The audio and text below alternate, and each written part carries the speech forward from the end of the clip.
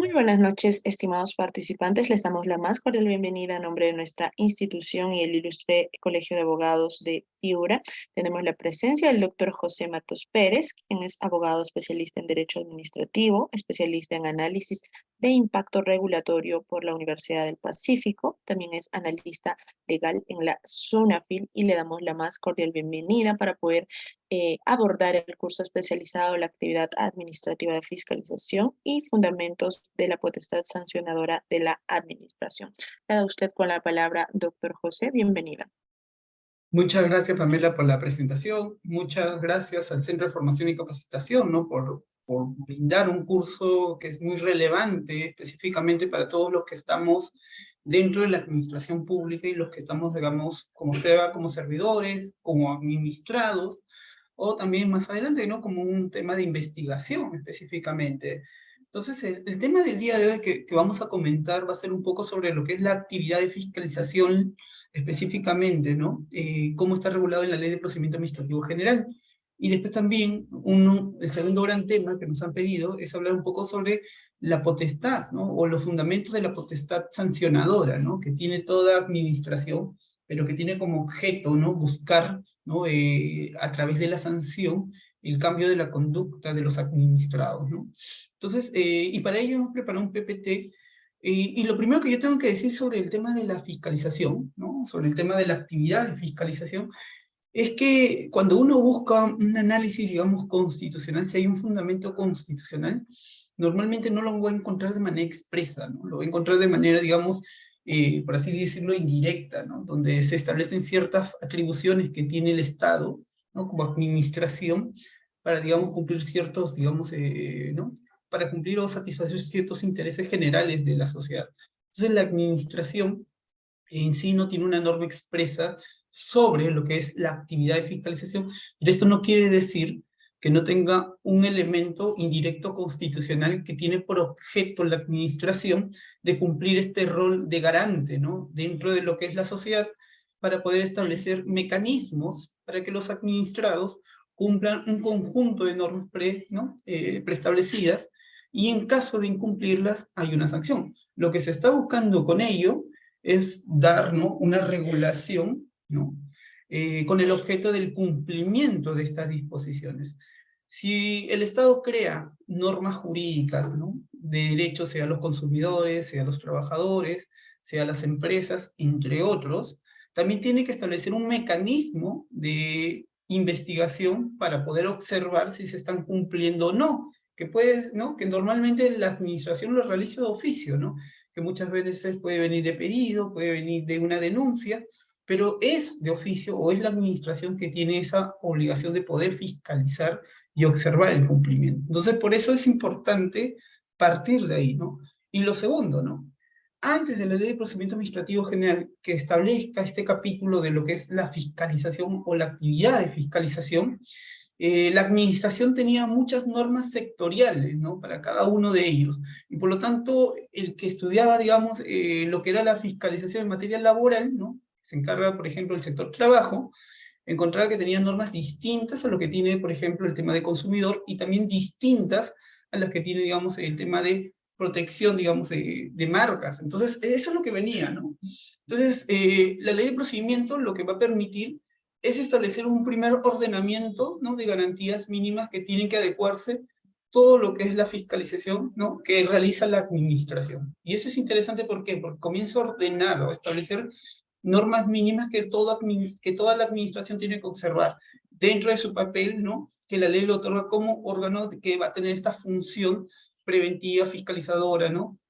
Específicamente. Entonces, para esto ya hemos preparado un PPT. Ahorita voy a tratar de presentar pantalla para que se pueda ver mejor. A ver, voy a presentar la pantalla completa. Muy bien. ¿Se puede ver? Correcto, doctor, se visibiliza. Perfecto. Entonces el primer gran tema que tenemos que conversar el día de hoy es la actividad de fiscalización en la Ley de Procedimiento Administrativo General. Entonces cuando uno va, ¿no? A la ley, ¿no? Sobre qué se debe entender por la actividad de fiscalización, es la propia Ley de Procedimiento Administrativo General, ¿no? Y también su TUO, Texto Único Ordenado de la Ley de Procedimiento Administrativo General, que te da ya una definición específica, ¿no? Que es: la actividad de fiscalización constituye el conjunto de actos, diligencias de investigación, supervisión, control o inspección sobre el cumplimiento de las obligaciones, prohibiciones y otras limitaciones exigibles a los administrados, derivados de una norma legal o reglamentaria, ¿no? Contratos del Estado u otra fuente jurídica bajo un enfoque de cumplimiento normativo, de prevención de riesgos y de gestión de riesgos y tutela de los bienes jurídicos protegidos. Entonces, acá ya estamos viendo que hay ciertos elementos en la definición de la actividad de fiscalización, ¿no? Que es una actividad que recae en la administración, ¿no? Que tiene como objeto realizar actos o diligencias, sea de investigación, supervisión, control o inspección, sobre el cumplimiento de obligaciones, prohibiciones y otras limitaciones exigibles a los administrados. Es decir, que debe haber, en primer momento, un órgano que va a realizar esta función. Segundo, estas disposiciones que va a supervisar tienen que estar debidamente, digamos, regladas, ¿no? En un ordenamiento. Pero también no solamente la fuente puede ser la fuente normativa, jerarquía legal, sino también te señala, ¿no? Que pueden tener otro tipo de fuentes, ¿no? Reglamentarias, ¿no? Contratos con el Estado u otras fuentes jurídicas, pero que establezca la propia administración, ¿no? De las cuales va a recaer la facultad de fiscalizar. Y claro, esto con un enfoque de cumplimiento normativo, es decir, lo que está buscando la administración con esta actividad de fiscalización es observar que se esté cumpliendo ese ordenamiento que, digamos, se está protegiendo. Y a su vez también ve como una función preventiva, es decir, oye, yo también puedo hacer una función preventiva no solamente sea a través de denuncias, sino yo también con el objeto de prevenir ciertos riesgos o se afecte ciertos bienes jurídicos que como administración debo yo velar. Entonces también se puede llegar a decir que la fiscalización es una potestad administrativa cuya finalidad es actuar preventivamente para asegurar el cumplimiento normativo o actuar correctivamente para restablecer la legalidad alterada. Esto me parece muy interesante porque en esta última definición, porque no solamente es observar el cumplimiento, sino en caso, digamos, de que se esté observando ese incumplimiento, corregir la conducta de los administrados. Adicionalmente a ello, ¿no? Con la finalidad de proteger los bienes jurídicos o el interés público, a través de la realización de actuaciones materiales o técnicas que llevan consigo la ejecución de actividades de supervisión, control y vigilancia, las cuales tienen la capacidad de producir efectos jurídicos en los administrados. Esto en sí conlleva lo que es la definición propiamente de lo que es la actividad de fiscalización. Por un lado, la potestad de la administración. Por otro lado, estas acciones que van a realizar, ¿no? De actividades de supervisión, control y vigilancia, ¿no? Pero no solamente de actuar, ¿no? Ante una denuncia, sino también preventivamente para asegurar el cumplimiento normativo o corregir ese incumplimiento con el objeto de proteger estos bienes jurídicos. Entonces, la actividad de fiscalización es una herramienta, ¿no? Que tiene por objeto velar por el cumplimiento y en caso se incumpla, corregir esas conductas de los administrados. Ahora, esta acción o actividad de fiscalización tiene ciertas características, ¿no? Como es sabido, la competencia de las entidades es necesario distribuir estas funciones y asignar las potestades con las facultades que se les atribuye a estos órganos administrativos para cumplir el fin por el cual están, digamos, se les ha dispuesto estas facultades. Pero esta actitud legal, ¿no? Bajo la cual se desenvuelven dichos órganos, es en relación a ¿no? Con otras autoridades públicas y también con los administrados. ¿Qué quiero decir? Que estas características van a permitir entender lo que es la actividad de fiscalización. Por ejemplo, ustedes pueden ver este PPT que las características que tiene la actividad de fiscalización es el ejercicio, digamos, de oficio que realiza la administración, el ejercicio de título habilitante, de colaboración privada, limitativo frente a los administrados, reglada, ¿no? Es decir, está regulada y es discrecional, ¿no? Con el objeto de tener una finalidad instrumental, pero autónoma, con la colaboración de los fiscalizados y también con la colaboración de las entidades. Entonces, cuando hablamos de estas características que tiene la actividad de fiscalización, estamos hablando del ejercicio de oficio. Y cuando hablamos del ejercicio de oficio de la administración, estamos señalando que son los actos y diligencias que realiza, ¿no? La fiscalización siempre se van a realizar de oficio, ¿no? Bien por propia iniciativa o como consecuencia de una orden superior, petición motivada o por denuncia, pero es la propia administración. Por ejemplo, si alguien denuncia un incumplimiento laboral, ¿no? ¿Y qué pasa si el denunciante se quiere desistir de la denuncia? Es decir, denunció que en la empresa están realizando acciones antisindicales, ¿no? O no les permite constituir un sindicato. ¿No? Es una infracción que puede ser sancionado por el órgano competente, que es una FIL, y que a su vez puede ser una infracción muy grave por afectar el ejercicio de la libertad sindical. Entonces, pero el administrado, ¿no? Como denunciante, ¿no? En este caso el denunciante, quiere retirar la denuncia. ¿Esto va a ser válido? ¿Se puede desistir del acto, ¿no?, que está realizando? Y la respuesta es no, porque igual la administración, como es una acción de oficio, va a tener que seguir o continuar con la fiscalización para poder corroborar en todo caso si ha habido o no una función antisindical, ¿no? Entonces no es que el denunciante forme parte de la actividad de la fiscalización, sino él apoya, coadyuva a la administración con información, y es la propia administración la que va a corroborar en todo caso con estos elementos que le han presentado el denunciante, puede identificar si ha habido incumplimiento o no, ¿sí? También una de esas características, ¿no?, está en el ejercicio basado en los títulos habilitantes, ¿no? Claro, esta es la potestad fiscalizadora que tenga su fundamento en la ley. No significa que los órganos de administración solamente pueden fiscalizar el cumplimiento de exigencias o obligaciones derivadas con normas con rango de ley. Ya lo habíamos dicho al inicio, ¿no? También puede fiscalizar otras fuentes jurídicas administrativas, como por ejemplo los contratos, como por ejemplo los reglamentos. Entonces, hay un ejercicio de título habilitante que ejerce la administración y que es la propia ley la que va a delegar estas potestades y facultades que va a tener para poder fiscalizar. También otra de las características es el ejercicio con colaboración privada, ¿no? ¿Esto qué quiere decir?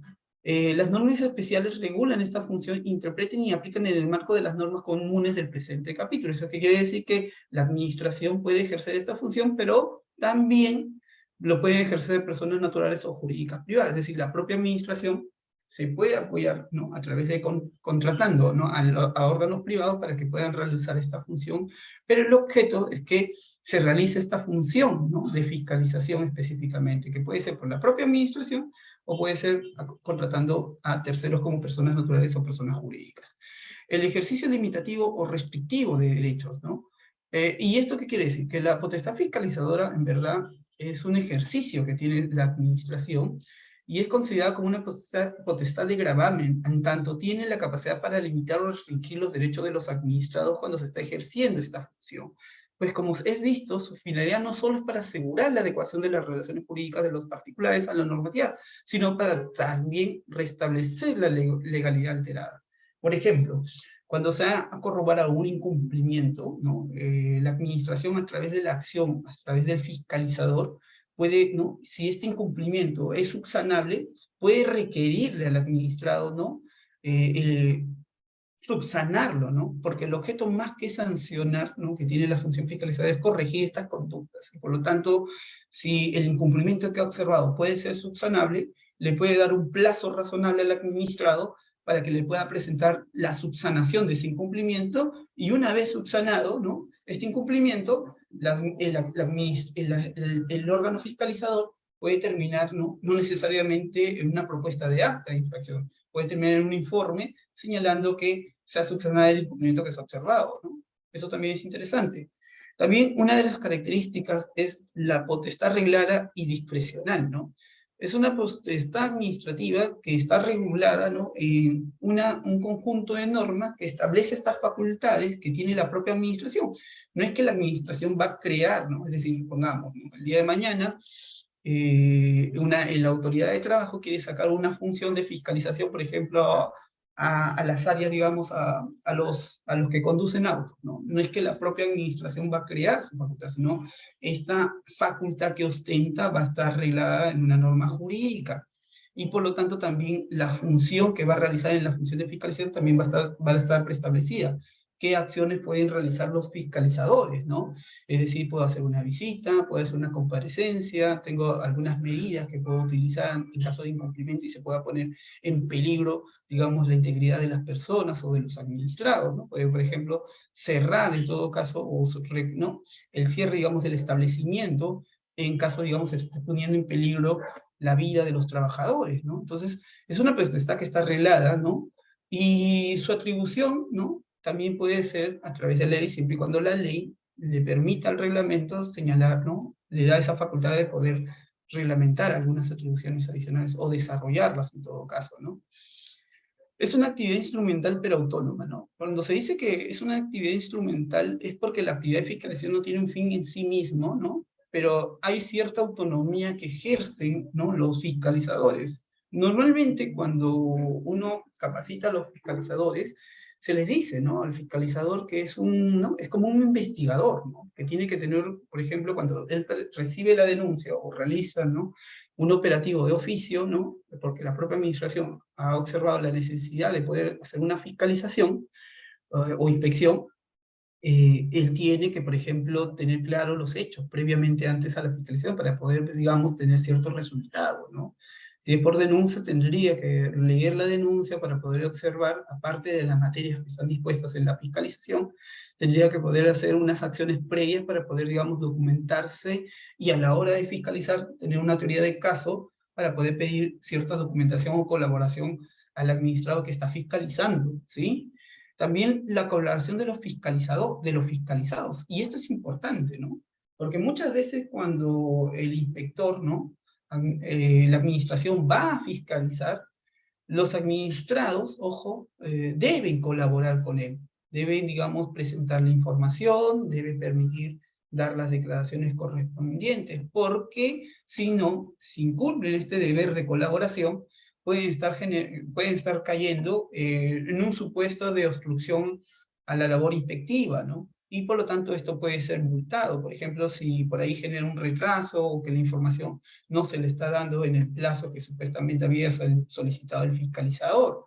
Entonces, el administrado, cuando está, digamos, siendo fiscalizado, tiene que colaborar con la fiscalización, tiene que entregar la información, tiene que, digamos, entre una comparecencia tiene que asistir, y esta persona que está asistiendo tiene que tener la facultad de poder, digamos, responder cada una de las preguntas que le haga el fiscalizador, ¿no? Y ahora también la colaboración entre entidades, es decir, si bien la facultad que ejerce la fiscalización también puede ser una facultad que va coordinada de fiscalización, ¿no? Digamos, en coordinación con otras entidades. Por ejemplo, cuando el sistema inspectivo va a ver temas de trabajo forzoso, ¿no?, que es un supuesto en el cual, pues, es una forma de explotación, digamos, o el esclavismo moderno, va acompañado, no va solo, ¿no? Va acompañado con la Policía Nacional y puede ir incluso con el Ministerio Público, porque tal vez tendrían, no todo caso, ¿no?, ver un tema que también puede ser de ámbito penal. Entonces, va en colaboración, ¿no? O también puede ser esta colaboración, por ejemplo, con la información previa que pueden darles otros órganos para poder, digamos, establecer cuál va a ser la forma de investigar o fiscalizar los hechos que, digamos, forman parte de las materias que tiene asignada en ese momento. Entonces, esto es importante, ¿no? La colaboración entre entidades en la cooperación y coordinación para poder fiscalizar de manera conjunta, o también de la información, ¿no? Porque muchas de otras entidades tienen cierta competencia. Por ejemplo, el sistema de inspección se apoya mucho de la información que tiene otro órgano, que es la SUNAT, ¿no?, el tema de planillas. O también por ahí podría pedir apoyo al sector salud, ¿no? Si tiene que hacer, digamos, un análisis, digamos, de las raciones de las comidas, ¿no?, que se otorga a los trabajadores, ¿no? Tal vez esa facultad o esa técnica no lo tenga el inspector y solicite una colaboración para poder corroborar si cumple con el estándar, digamos, esas raciones que se les otorga a los trabajadores, digamos, mineros. Entonces, esto es importante, ¿no? ¿Por qué? Porque la administración no es una isla, ¿no?, a la hora de que fiscaliza, sino es un trabajo en conjunto que tiene que tener un objetivo claro, ¿no? Poder tener estas herramientas para que la fiscalización tenga cumpla con su finalidad, ¿no?, de poder corroborar o no los incumplimientos y por lo tanto garantizar, ¿no?, la efectividad del conjunto de normas que quiere proteger la administración, ¿sí? Entonces, esto es importante. Pero también, a su vez, la fiscalización cumple una finalidad de preventiva y correctiva, ¿no? Yo les decía esto al inicio, ¿no?, cuando estábamos hablando un poco de la definición de lo que es la fiscalización, ¿no?, de acuerdo a la Ley de Procedimiento Administrativo General. Entonces, la finalidad de la actividad de la fiscalización, desde un lado preventivo, busca, ¿no?, como herramienta asegurar el cumplimiento normativo, ¿no?, que la administración quiere proteger, a través de la prevención y gestionamiento de riesgos, ¿no? Por ejemplo, cuando uno ve los indicadores, digamos, de accidentes de trabajo, que reporta cada año el ministerio, ¿no? La autoridad de trabajo, ustedes pueden observar que hay un incremento cada vez de accidentes, incidentes, ¿no?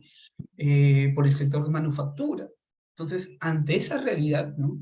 De accidentes que pueden ser mortales, incapacitantes, ¿no? La administración tiene que observar esa realidad y tiene que establecer mecanismos preventivos, es decir, no esperar solamente reaccionar de manera reactiva, ¿no? Ante un accidente mortal o ante un accidente incapacitante, sino tiene que actuar de manera preventiva con el objeto de que, si yo estoy viendo que el sector comercio o el sector C, ¿no? Minero, es donde hay mayor accidentes mortales, entonces yo tengo que realizar mis operativos con el objeto de ver cuáles son las causas, con el objeto de que los administrados puedan tener, ¿no? Su implemento, digamos, de gestión de sistemas de seguridad y salud en el trabajo, operativos y idóneos, con el objeto de que más adelante no haya una pérdida, digamos, de un ser humano o de un trabajador, o también pues pueda, digamos, estar en un accidente incapacitante, ¿no? Entonces esto es importante, ¿no? Y a la correctiva, ya en este caso, ya no busca prevenir, ¿no? Sino busca a través de la actividad de fiscalización detectar estas irregularidades y restablecer la legalidad alterada. Y aquí sí viene algo muy interesante, porque la correctiva normalmente se piensa o se considera que es la función del procedimiento sancionador, ¿no?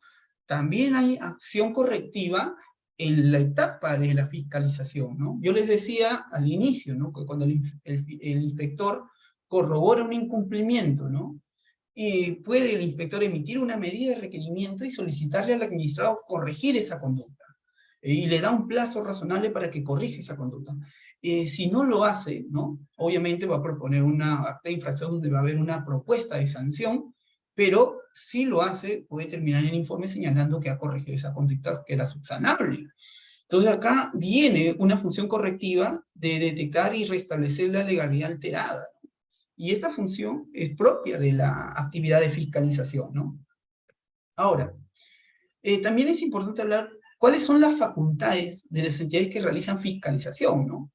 Nos vamos ahí un poco a lo que es el artículo 240 del TUO del LEPAC, ¿no? Que desarrolla cuáles son estas actividades o facultades que ostenta la administración frente a la fiscalización. Por ejemplo, en este cuadro ustedes pueden ver que uno de los puntos por los cuales son las facultades que puede realizar la administración es requerir al administrado el objeto de la fiscalización, la exhibición o presentación de todo tipo de documentación, expediente, archivo, u otra información necesaria respetando el principio de la legalidad. Esto es importante porque el inspector, yo les decía, ¿no? Cuando ya sale a hacer una fiscalización, por un lado, tiene la facultad de poder solicitar, ¿no? La exhibición de documentos, la presentación, ¿no? De expedientes, de archivos, ¿no?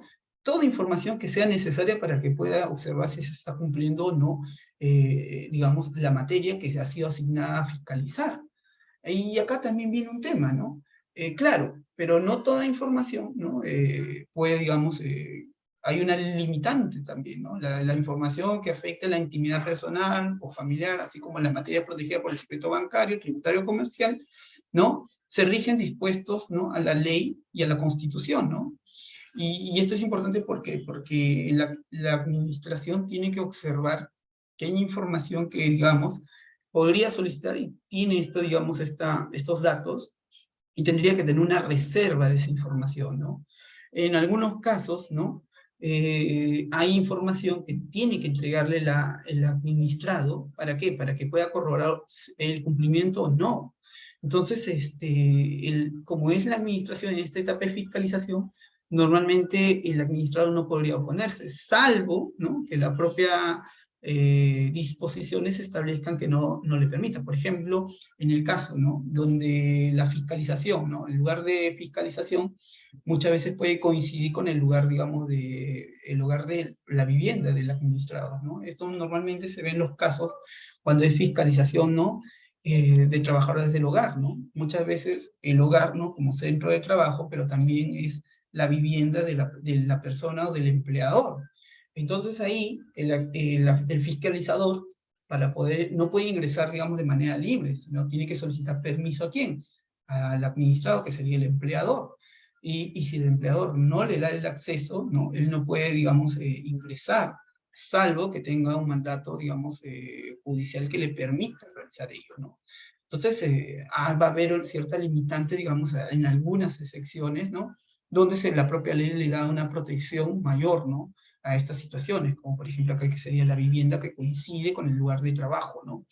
Ahora también, dentro de las facultades que tiene la administración, ¿no? También tiene la de interrogar a las personas que son materia de fiscalización o a sus representantes, empleados, funcionarios, asesores y hasta terceros, utilizando los medios técnicos que considere necesario para generar un registro completo y fidedigno de sus declaraciones, ¿sí?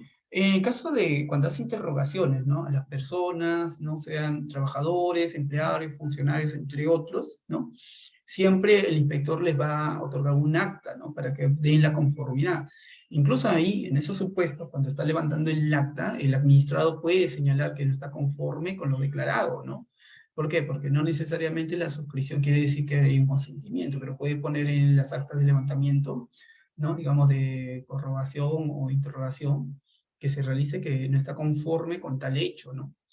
La citación o la comparecencia del personal a la sede de las entidades administrativas según los artículos 69 y 70. También es una facultad que puede solicitar la administración, es requerir al administrado comparecer en sus instalaciones, ¿no? Normalmente esta figura la utilizan no solamente para pedir documentación, sino que también cuando se apersone el administrado, se le pueda, digamos, tenga que absorber las preguntas del fiscalizador, ¿no? Y claro, para cuando se apersone el administrado, tiene que ir, obviamente, la persona que tenga el poder o el representante, ¿no? Digamos, acá en este caso debería ser el administrador, por ejemplo, si es una empresa, debe ser el gerente general. Si el gerente general no puede ir, tiene que, ¿no? Por así decirlo, darle poder a otra persona para que pueda asistir a esta comparecencia llevando la información. En caso, digamos, no asista, ¿no? O no colabore con la administración en estos supuestos, se puede sancionar, ¿no? Por obstrucción a la labor inspectiva por no asistir a las comparecencias, ¿no? Ahora acá también, ¿no? Si asisto a la comparecencia, ¿no? En representación del gerente general, pero no tengo el poder, también se presume como no comparecer, ¿no? Como si no hubiera asistido. O si compadece, ¿no? Tiene el poder, pero no absuelve ninguna de las preguntas, ¿no? También eso el inspector lo puede tomar como un acto de obstrucción a la labor inspectiva. Entonces, en esas situaciones tienen que ir preparados para que puedan absorber cada una de las preguntas, ¿no? Entonces, esto es importante. Por ejemplo, ¿no? Realizar inspecciones con o sin previa notificación, esto es importante, ¿por qué? Porque el inspector puede informar o no que va a realizar una inspección o una visita, ¿no? A la empresa o a las instalaciones del administrado, ¿no? En los locales, bienes de las personas naturales jurídicas, objeto de las acciones de fiscalización, respetando el derecho fundamental a la inviolabilidad del domicilio cuando corresponda, ¿no? Por eso yo le decía, en estos supuestos, normalmente si el lugar donde va a hacer la visita el inspector, ¿no? No coincide, ojo, con la vivienda de la persona, entonces el inspector tiene que pasar, ¿no? Tiene que dejarlo ingresar, ¿no? La única excepción sería, en este supuesto, es si coincide con la vivienda ¿no? Del hogar, ¿no? Que tiene cierta protección reconocida en la Constitución, que es un derecho fundamental que tiene toda persona, ¿no? Y claro, en este supuesto va a depender del administrado si le permite el ingreso o no, ¿no? Si es la vivienda. No hay otro supuesto, por ejemplo, si fuera, digamos, un mercado u otro, el inspector tiene que ingresar, ¿no? Y el administrador le tiene que, ¿no? Digamos, poder dar las facilidades para el ingreso. Claro, va a haber en algunos supuestos, ¿no? Como por ejemplo que no se le deja o le dicen o le informan al personal de fiscalización que no puede ingresar, ¿no? Porque no está autorizado. Ya, el inspector al escuchar ello, por más que un trabajador le esté señalando ello, el inspector lo puede tomar como una instrucción. Él espera unos minutos, levanta un acta y se retira, pero ya hay una sanción por no haberle dejado ingresar al inspector, ¿no? Ojo, hay que tener mucho cuidado en esas situaciones, ¿no? También hay que informar al personal, ¿no? Que cuando venga un fiscalizador, sea municipalidad, sea SUNAFIL u otros, se le tiene que dejar el ingreso, pero, ojo, también el inspector se tiene que presentar, no es que, oye, ingreso porque digo que soy inspector, ¿no? Tiene que tener su fotocheck, ahí tiene que tener, digamos, su nombre, su DNI, ¿no? Para que él pueda ingresar. ¿Qué pasaría, por ejemplo, si alguien dice, oye, soy fiscalizador y no le presenta ningún documento? Entonces, ahí válidamente el administrado, ¿no? La persona se puede resistir, porque dice, oye, tú no te estás identificando como funcionario, ¿no? No tengo ningún documento que te acredite como tal, ¿no? Entonces ahí podría haber, ¿no? Válidamente los administrados podrían, digamos, negarse a abrir las puertas, ¿no? Porque podría incluso estar siendo, ¿no? Puede estar en una situación distinta, ¿no? Entonces, pero cuando se presenta su documentación, señala que viene, ¿no? Digamos, por determinada fiscalización, entonces se le tiene que ingresar, ¿no? Se le tiene que acompañar. Ojo, ¿no? Y, por ejemplo, el inspector puede ingresar, ¿no? A los locales, puede hacer el recorrido, puede en ese momento interrogar, puede tomar muestras, puede tomar fotos. Ojo, lo puede hacer porque está dentro de sus facultades y tiene que, digamos, para poder investigar de manera adecuada. Y en ¿no? Y en este recorrido le tiene que acompañar. Hay situaciones en las cuales, ¿no? Al inspector, por ejemplo, le tienen que dar, digamos, por así decirlo, ¿no? Tiene que tener sus implementos, por ejemplo, porque no todo centro de trabajo tiene los mismos riesgos, ¿no? Por ejemplo, ¿qué pasa si está en un yacimiento minero, ¿no? Claro, el inspector ahí obviamente va con todos sus CPPs, tiene que ir, digamos, acompañado con alguien del comité, ¿no? Para que, digamos, pueda ingresar a esas zonas, que por ejemplo por ahí hubo una zona donde hubo un accidente mortal, ¿no? Y que está, digamos, clausurada, ¿no? Por el momento. Entonces ahí el inspector se apersona, va acompañado, ¿no? Con un miembro del comité para poder levantar la información, ¿no? Y observar por qué fue, digamos, ese deceso, ¿no? Si fue por un incumplimiento en materia de seguridad de salud, que más adelante lo puede, digamos, señalar, ¿no? En el acta de infracción, pero no se le puede negar ahí el acceso, ¿no? Ahora, también una de las facultades que tiene el administrador, como les estaba adelantando, ¿no? Era tomar copia de los archivos físicos, ópticos, electrónicos u otros, así como tomar fotografías, realizar impresiones, grabaciones de audio o en video con conocimiento previo del administrador y en general utilizar los medios necesarios para generar un registro completo y fidedigno de sus acciones de fiscalización. Ahora, en estos últimos años, y específicamente la pandemia generó, ¿no? Que haya un desarrollo, ¿no? De los TIC, ¿no? De los elementos de tecnología e información, ¿no? Y es interesante, ¿por qué? Porque ahora, antes, ¿no? Para poder grabar, para poder transcribir, ¿no? Uno tenía que llevar una grabadora, ¿no? Ahora no, desde un celular puede tomar fotografías, puede establecer, ¿no? Una grabación de audio, una grabación de video, ¿no? Ahora desde un celular se puede hacer todas estas funciones, ¿no? Y el inspector lo puede realizar, ¿no? Pero claro, tiene que informarle al administrado que está realizando la función de grabaciones dentro de sus instalaciones para que tome conocimiento, porque eso también va a quedar como archivo dentro de la fiscalización, ¿no? Puede tomar incluso, puede hacer un registro físico, ¿no? Por ejemplo, cuando el inspector va, ¿no? Por un tema, digamos, de ver que los trabajadores estén registrados en planillas, ¿no? Toma, digamos, lista, entre comillas, ¿no? De todas las personas que están realizando labores en ese momento. Y toma los nombres, los apellidos, la fecha que supuestamente está declarando en ingreso, ¿no? Y eso lo está constatando, ¿no? Ahí el inspector no tendría ya por qué demostrar si hay prestación personal, subordinación o remuneración, ¿no? Porque está constatando que está realizando una actividad de trabajo, ¿no?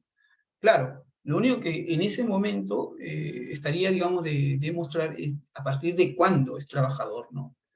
Entonces, esto es interesante porque el inspector puede levantar el acta y señalar, ¿no? Que Juan Pérez señala que él está trabajando desde hace medio año sin estar en planilla, ¿no? Y ese es un elemento de prueba, ¿no? Y posteriormente le hace la repregunta al gerente general u otro responsable y le dice, sí, es cierto, ¿no? Está trabajando hace medio año, ¿no? Entonces, ¿qué está corroborando? ¿No? Que hay un incumplimiento y que le va a requerir que lo inscriba en la planilla, ¿no? Pero ya también, pero poniéndole la fecha real de ingreso, ¿no? Cosa distinta es cuando, digamos, no corrobora, o sea, corrobora la declaración, pero no corrobora ese, digamos, ese elemento frente al empleador, ¿no? Y el empleador dice, no, él dice que es hace 6 meses, no, recién el día de ayer, ¿no? Entonces ahí hay que tener cuidado, ¿no? Porque el inspector no se le puede tampoco mentir, ¿no? Porque el inspector también puede, digamos, utilizar o solicitar la marcación de ingresos y salidas y ahí tranquilamente podría ver o observar, ¿no? La fecha de que, digamos, desde que están ingresando los trabajadores, ¿no? Adicionalmente ahí. Entonces esto es importante, ¿no? El inspector puede tener todas estas facultades, ¿no? y además también puede hacer exámenes periciales sobre la documentación y otros aspectos técnicos relacionados con la fiscalización, ¿sí? Y claro, ¿no? Exámenes periciales, ¿no? Normalmente lo hacen en colaboración con otras entidades que, por ejemplo, por un tema de, que sea, digamos, de observar si, digamos, las raciones que está otorgando el empleador cumple con cierto estándar de acuerdo, ¿no?, a las disposiciones emitidas por DIGESA, ¿no? Entonces, aquí se puede solicitar una colaboración al sector salud para que pueda determinar si estas muestras de comida están cumpliendo o no con ese estándar, ¿no? Y claro, ¿no? ¿Para qué? Para que pueda observar si se está cumpliendo o no estas disposiciones. Ahora, también puede utilizar las acciones de diligencia de fiscalización equipos que considere necesario, ¿no? Los administrados deben permitir el acceso de tales equipos, así como permitir el uso de propios equipos cuando sea indispensable para la labor de fiscalización. Por ejemplo, ¿no? Ahora los inspectores, cuando van a hacer fiscalización por materia, digamos, de ingreso a la planilla, ¿no? Muchas veces se van a los fondos, ¿no? Entonces, anteriormente, un inspector ingresaba al fondo y el fondo tiene varias salidas, ¿no? Entonces, ¿qué es lo que sucedía? Entraban los inspectores, ¿no?, a tomar, digamos, el registro para poder ver si los trabajadores estaban en la planilla y comenzaban, digamos, a hacer, ¿no?, el listado, y por el otro lado del fondo, ¿no?, los estaban sacando los trabajadores, ¿no?, para que no los registren, ¿no? Entonces, ¿qué es lo que ¿Qué es lo que hacen ahora, no? Ahora el inspector va, ¿no?, con su dron y lo maneja, ¿no? Hay alguien, un técnico ahí que maneja ello, y pueden ver cuáles son las salidas, ¿no? Y a través de ese operativo agarran, ponen un inspector en la puerta, ponen en la otra, ponen en otra, así. Y se dividen, ¿no? Cosa que cuando ingresa la fiscalización, ya sepa dónde están los puntos y puedan identificar a los trabajadores, ¿no? Recuerdo un caso, ¿no?, que incluso una empresa escondía a los trabajadores cuando hacía su acción de fiscalización, pues, ¿no? Entonces, claro, y nunca encontraban, ¿no?, a los trabajadores a la hora ¿no?, que denunciaban que estaban fuera de planilla. Hasta que llega un punto donde, ¿no?, el fiscalizador entra, si no mal recuerdo, a la parte de arriba, ¿no?, del edificio, y los encuentra ahí, ¿no?, y les toma el registro, ¿no? Entonces, y claro, ahora sería con un dron o con sistemas, podría ser más fácil poder encontrar a los trabajadores, ¿no? Y que lo están implementando en la práctica, ¿no? También ampliar o variar el objeto de la acción de fiscalización en caso que, como resultado de las acciones y diligencias realizadas, se detecten incumplimientos adicionales a los expresados inicialmente en el referido del objeto. Claro, recuerden que yo les decía, ¿no?, que la acción de fiscalización se realiza de oficio, ¿no? Que puede ser a pedido de parte, una denuncia, ¿no?, o la solicitud de, ¿no?, por una autoridad, ¿no?, igual o mayor, ¿no?, de jerarquía. Pero acá es interesante, ¿no?, porque en la orden de inspección puede sacarle, ¿no?, una materia determinada, pero en la fiscalización el inspector corrobora que ese incumplimiento que fue parte de la materia no es el incumplimiento, sino es otra materia.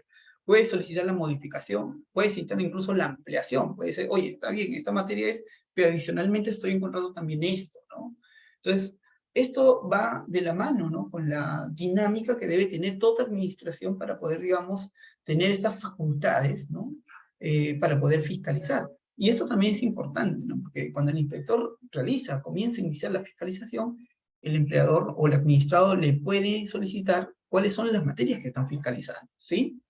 Y claro, además, todas aquellas funciones que las leyes especiales establezcan. Yo les decía, ¿no?, la Ley de Procedimiento Administrativo General, el aporte que hace es poder condensar aquellos principios necesarios que todo sistema de fiscalización debe tener, pero cada disposición establece, ¿no?, de manera muy particular ciertas facultades que no tienen, digamos, otras. Entonces eso también hay que analizar ahí las normas sectoriales, ¿no?, sea de SUNAFIL, sea de INDECOPI, sea, por ejemplo, del OCE, para poder ver cuáles son esas facultades especiales que tiene la administración a la hora de realizar la actividad de fiscalización. Otro de los puntos que también me gustaría mencionar acá son los deberes, ¿no? Los deberes de las entidades que realizan actividades de fiscalización. O sea, yo por un lado, estábamos hablando un poco de la potestad, ¿no?, de las acciones que tiene la acción de fiscalización y el deber que tiene el administrado de colaborar con la fiscalización, ¿sí? Pero también por otro lado están los deberes, ¿no?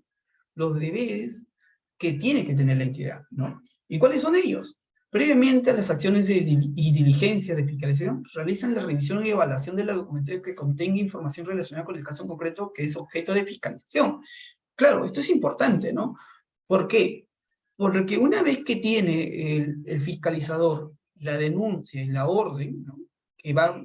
Contiene la materia, ¿no? Y a la empresa a la cual, o al administrador al cual va a fiscalizar, él tiene que hacer una acción. Yo les decía, ¿no? El inspector es como un investigador, ¿no? Tiene su teoría del caso con los hechos, ¿no?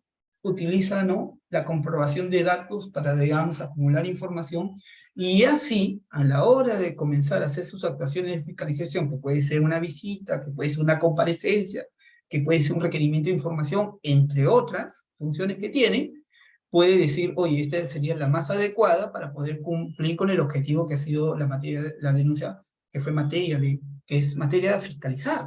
Entonces eso es importante, ¿no?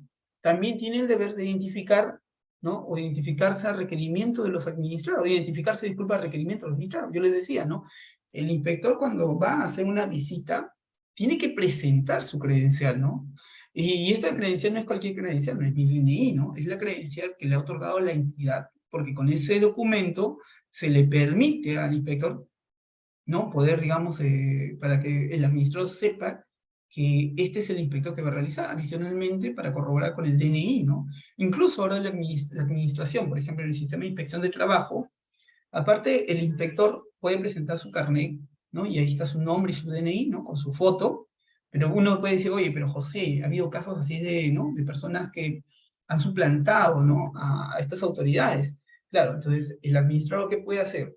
Puede entrar a la página web, por ejemplo, en el sistema de inspección, hay una parte para poder identificar al inspector.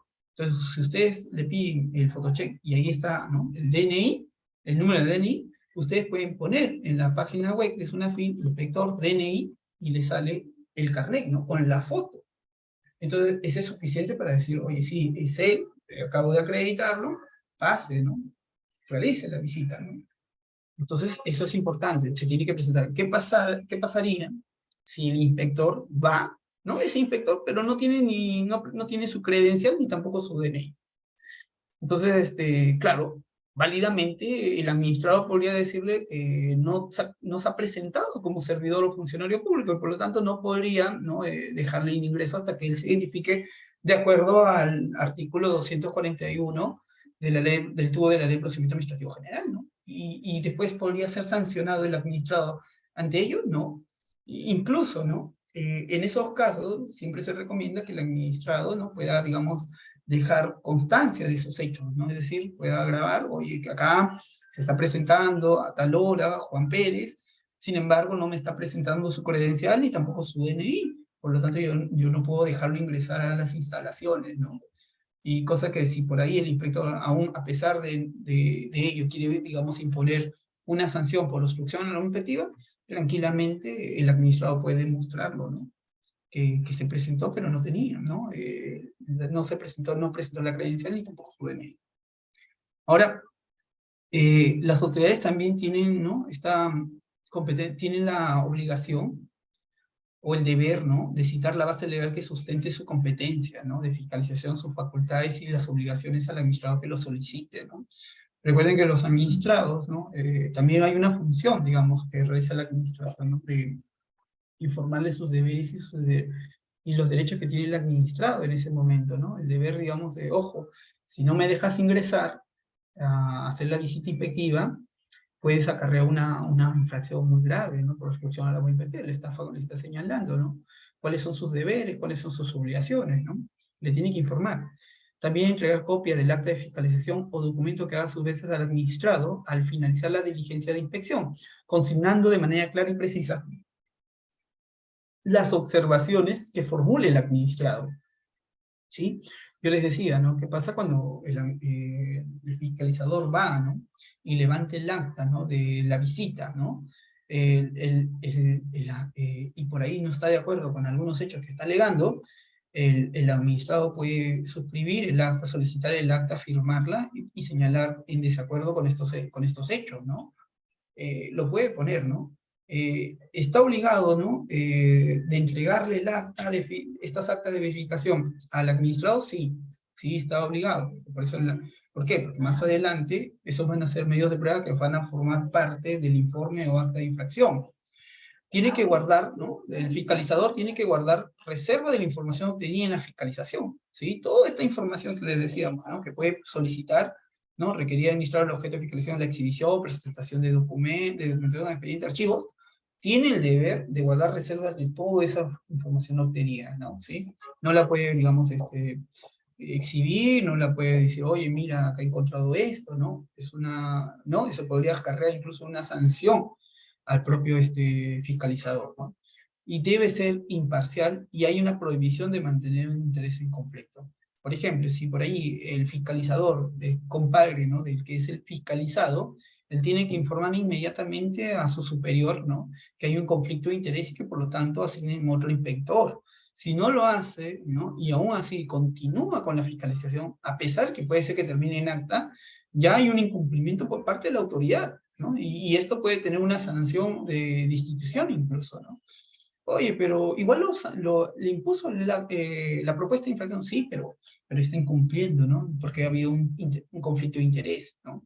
Y claro, los conflictos de intereses se pueden dar porque hay amistad o enemistad, hay un grado, digamos, de parentesco o afinidad, ¿no?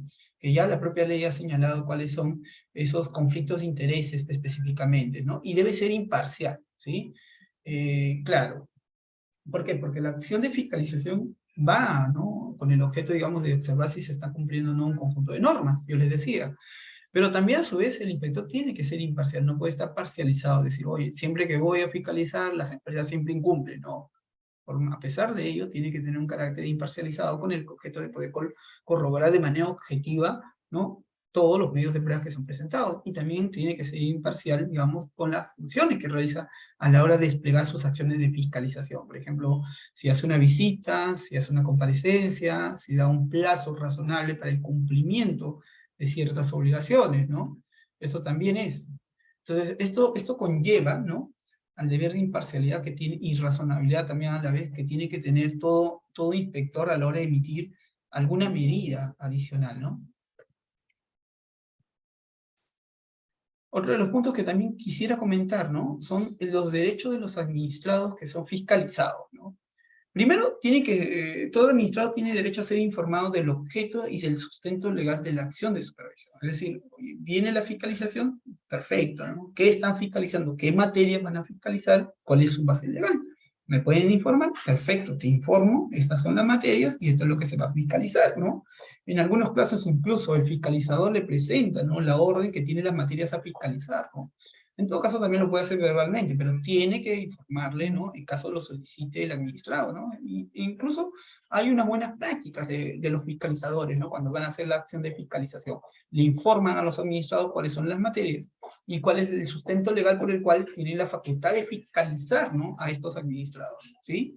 Señalándoles cuáles son sus derechos y obligaciones, ojo, para que más adelante no vayan a incumplir y se les sancione por un acto de obstrucción a la labor de fiscalización. Además, ¿no? Tiene la facultad o derecho de los administrados fiscalizados de requerir las credenciales, el documento nacional de identidad de los funcionarios, de los servidores terceros a cargo de la fiscalización. También pueden realizar grabaciones, ¿no? De audio, de video de las diligencias en las que participan. Esto es importante, ¿no? Yo les decía, ¿no? Que el inspector a la hora de hacer la fiscalización va constatando hechos, ¿no? Pero también el administrado puede, en todo caso, ¿no? Hacer grabaciones de audio, de video, para de más adelante recordar si es que hubiera algún hecho que no corresponde o que, por ejemplo, haya planteado de manera distinta el inspector, ¿no? Y esto lo pueda ejercer después dentro de su derecho de defensa, ¿no? No en esta etapa, porque acuérdense que en esta etapa la fiscalización no es un procedimiento sancionado donde el administrado ejerce un derecho de defensa, no, sino estamos en una etapa en la cual el fiscalizador va a comprobar o no el cumplimiento o no de un derecho o una obligación o de alguna atribución específicamente, ¿no? Y aquí el administrado todavía no es parte de un procedimiento sancionado, entonces acá no ejerce su derecho de cargo, sino si tiene que colaborar, entregar la información, asistir a las comparecencias, ¿no? Permitir que se haga las visitas, ¿no? Colaborar con la propia fiscalización, ¿no? Entonces, esto es importante, ¿sí? Y claro, ¿los puede hacer las grabaciones de audio y video? Sí, no hay problema, siempre y cuando en todas las que participe, porque puede ser que si da a inicio un procedimiento sancionador, él las pueda utilizar como medios de prueba, ¿no? Se incluye también sus observaciones en las actas correspondientes. Esto es totalmente válido, ¿no? Yo les decía que cuando se levanta un acta, sea de verificación o sea de comparecencia, y el administrado no está de acuerdo con algunos elementos, puede poner en esa acta, ¿no? No estoy de acuerdo con este hecho, ¿no? Que está señalando el inspector en el acta. Punto. También puede presentar documentos, pruebas o argumentos adicionales con posterioridad a la recepción del acta de fiscalización. Eso también es importante, o sea, aparte de las actas de fiscalización que se están presentando en ese momento, puede presentar documentos que deberá ser valorado también por la administración, con el objeto de poder cumplir o observar o no el cumplimiento de estas obligaciones. Llevar asesoría profesional a las diligencias si el administrador lo considera. Este punto es importante, ¿no? ¿Por qué? Porque normalmente los administrados, ¿no?, cometen muchos incumplimientos en temas de obstrucción a la labor inspectiva. Y es por la falta, digamos, de, ¿no?, las capacitaciones al personal, ¿no?, a los trabajadores, a los gerentes, ¿no? Entonces, ¿por qué? Y muchas veces el inspector, ¿no?, termina las actuaciones inspectivas por obstrucción, ¿no? Oye, no me dejaron ingresar, no me entregaron la información. Si después de los hechos el inspector comprueba que no hay incumplimiento, pero al final termina sancionando, proponiendo sanción por estos incumplimientos, ¿no? Oye, el incumplimiento, señale qué, ¿no? Sí, pero no le dejaste ingresar al inspector para que haga la visita. Ah, entonces esa es una infracción, ¿no? Muy grave. Entonces ahí sí hay que tener mucho cuidado, y una asesoría en estas situaciones es muy importante, ¿no? ¿Por qué? Porque el asesor legal, ¿no?, le va a poder, digamos, aconsejar al administrado, ¿no?, sobre estas obligaciones o estos derechos, ¿no? Claro, también capacitar al personal, ¿no?, digamos, de recursos humanos, a los trabajadores, ¿no? ¿Qué pasa si viene la inspección? Muy bien, tienes que informar a la persona que va a ser responsable de poder, digamos, atender a los fiscalizadores, ¿no? Y entonces inmediatamente se informa, ¿no?, al área de recursos humanos, el área de recursos humanos presenta o participa en el asesor jurídico, y el asesor jurídico va a poder, digamos, determinar, ¿no?, para que no haya ningún tema después de que sea sancionada la empresa por obstruir la labor inspectiva, ¿no? Porque ha habido casos en los cuales yo recuerdo, ¿no?, que a veces en los procedimientos sancionadores, ¿no?, en caso de obstrucción, la empresa alega, ¿no?, eh, eh, el trabajador no dejó ingresar, ¿no?, al inspector o al fiscalizador, pero esto no fue ¿no?, una disposición del empleador, no fue porque, ¿no?, el desconocimiento del trabajador. Eso generará que más adelante pueda ser un argumento suficiente para para que ese elemento se caiga. La respuesta es no, ¿no? Porque ya el trabajador representa en esas acciones al empleador, ¿no?, como administrado. Y si hay un acto de obstrucción por parte del trabajador, se presume que es el propio administrado el que está ejerciendo ello. Entonces ahí hay que capacitar al personal que cuando venga, digamos, el tema de fiscalización en materia laboral, los trabajadores se comuniquen con el responsable para que éste, digamos, tome, ¿no?, conocimiento y establezca ¿no?, el ingreso, la participación, la colaboración con el personal inspectivo, ¿sí? Ya, a ver. Son deberes de los administrados fiscalizados, ¿sí? Realizar o brindar todas las facilidades para ejecutar las facultades listadas en el artículo 240. Habíamos hablado un poquito del 240 acá, ¿no? Yo le decía que son todas las funciones que tiene la administración. Entonces, si en este sustento, ¿no?, son deberes de los administrados realizar o brindar todas las facilidades para ejecutar las facultades listadas en el artículo 240, lo que está diciendo es que la administración colabora con la fiscalización, ¿sí? Tiene que brindarle todas esas facilidades para que el inspector pueda corroborar o no el incumplimiento. En caso incumpla con esta disposición, puede ser sancionado, ¿sí? Ahora, permitir el acceso de los funcionarios, servidores y terceros fiscalizadores a sus dependencias, instalaciones, bienes, incluso, ojo, bienes o equipos de la administración directa o no, sin perjuicio del derecho fundamental a la inviolabilidad del domicilio cuando corresponda. ¿Qué pasa si el inspector le solicita, ¿no?, que le presten, digamos, una laptop para poder, digamos, hacer un trabajo en Excel, y la empresa o el administrador le dice que no? ¿no? Entonces no estaría colaborando, ojo, ¿no? Pero hay que tener mucho cuidado, ¿no? Si sabemos la magnitud de los deberes que tiene el administrado tendría que otorgar. Claro, le podrían, para que, digamos, la información que, digamos, sea personal del trabajador que haya puesto en el laptop, le puede crear, ¿no? Un sistema B, ¿no? Para que pueda, digamos, ingresar y trabajar ahí tranquilamente, ¿no? Pero todos esos actos se tiene que colaborar con la administración, ¿sí? Pues también es un deber suscribir el acta de fiscalización. En el acta que suscribe, ojo, puede poner su oposición a ciertos hechos, ¿no? Que considera después, más adelante, refutarlos. Y las demás que establezcan las leyes especiales, como les decía, ¿no? También las normas especiales establecen deberes de los administrados fiscalizados, ¿no? A ver, una vez concluida la etapa de fiscalización, ¿no? Acá justo también estaba viendo una pregunta, ¿no? Que nos hace Jonathan. A ver, nos dice, ¿se puede reabrir o qué se puede hacer si SUNAFIL archiva la denuncia solo porque no se pudo fiscalizar? Ya, yo les decía, ¿no? ¿Qué pasa si alguien denuncia, ¿no? Si alguien denuncia, está informando a la administración que hay un posible incumplimiento, ¿sí? Pero muchas veces las denuncias adolecen de algo, ¿no? De algunos requisitos necesarios para que se pueda calificar las materias. Por ejemplo, yo les voy a poner un caso, ¿no? En materia inspectiva laboral. Denuncian, la empresa X explota a sus trabajadores y nada más. Ya tenemos quién es la empresa, puede ser que hayan puesto digamos, el lugar, hayan puesto a sus trabajadores sindicalizados, pongamos, ¿no? Pero el hecho que estén cumpliendo dice explotación. O sea, explotación es un término que todavía no me queda claro cuál es el incumplimiento. O sea, los explota trabajando horas extras, los explota no pagándoles, digamos, las vacaciones, ¿qué? Entonces la administración lo que hace en esas situaciones, al observar que los hechos no están debidamente detallados, como el denunciante apoya o colabora con la administración le puede pedir, ¿no? En una única vez, ¿no? Y con el plazo de 2 días hábiles, que subsane el hecho, ¿no? Oye, ¿qué quisiste decir? Acá me señalas que hay explotación, pero ¿cuál es el hecho que supuestamente está incumpliendo, ¿no? Y en 2 días hábiles, después de notificado el denunciante tendría que precisarle, ¿no? ¿Por qué? Porque si no le precisan esos 2 días hábiles, lo que hace la administración es archivar la denuncia, ¿sí? Y se archiva la denuncia y se toma como no presentada. Es como si no se hubiera presentado porque no subsanó, ¿no? Por ahí al denunciante se le pasó revisar el correo, uy, se me pasó, chispas, ya pasaron los 2 días, ¿qué hago ahora? Lo que puede hacer el denunciante es de nuevo denunciar, ¿no? Porque él coadyuva. Oye, si se me pasó y ya lo archivaron, yo puedo de nuevo denunciar y esta vez sí pongo los hechos, ¿no? Oye, yo decía que la explotación, está haciéndoles trabajar, ¿no? A todos de manera obligatoria horas extras. Listo, suficiente. ¿Cuál va a ser la materia que van a fiscalizar?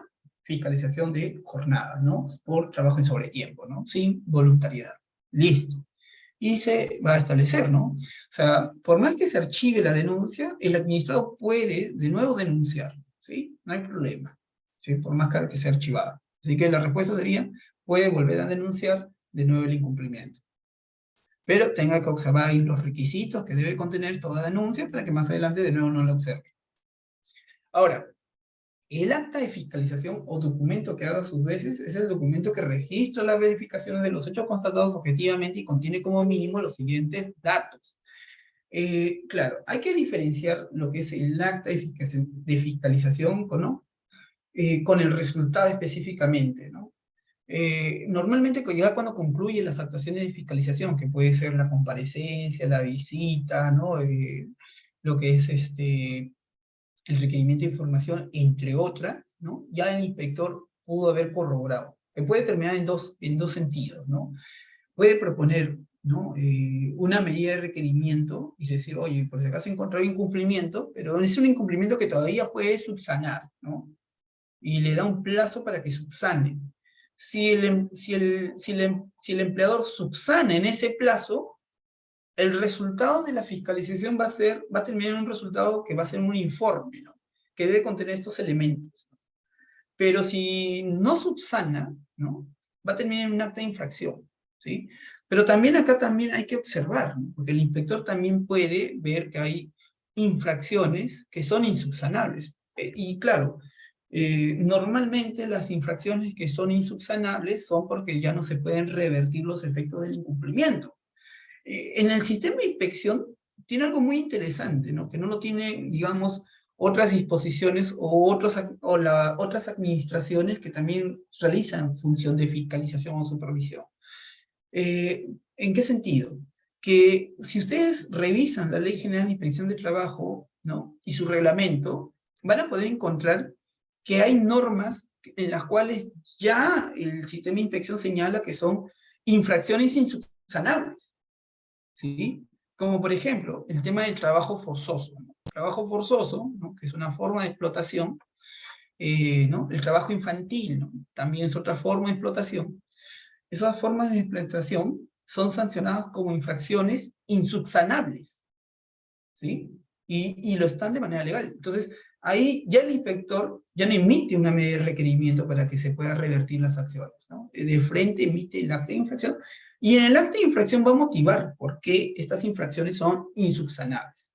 Ahora, yo les decía, el acta, ¿no? De fiscalización, el acta final que va a dar por terminado el procedimiento de fiscalización, puede terminar en dos resultados. Uno, ¿no? Que no hay incumplimiento, o dos, que sí hay incumplimiento y que después esta acta va a ser el insumo para dar el inicio al procedimiento sancionador, ¿sí?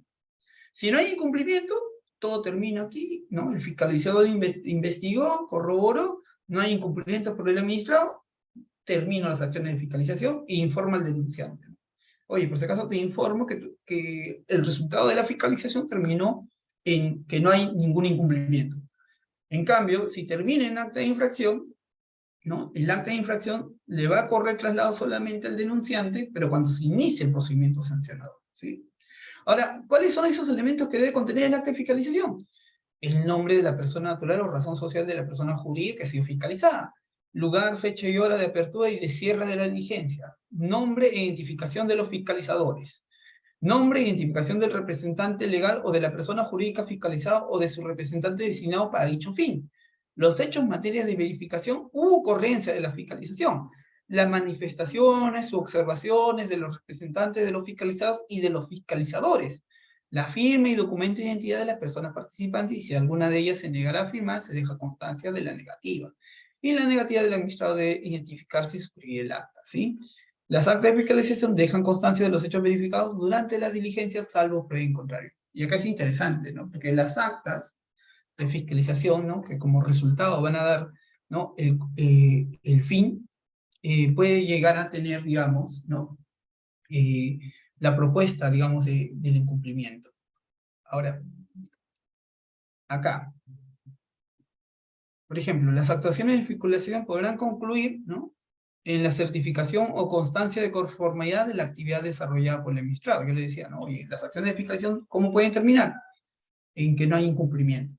O también pueden terminar con la recomendación de mejoras o correcciones de la actividad desarrollada por el administrado. Acá puede ser que si bien ha habido un incumplimiento, por ejemplo, pero que se ha subsanado, y puede el inspector o el fiscalizador recomendar mejoras, ¿no? O correcciones de la actividad.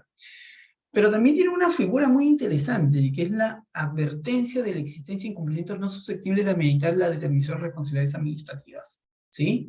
¿Y por qué? En la advertencia, es una figura interesante que está en la Ley de Procedimiento Administrativo General.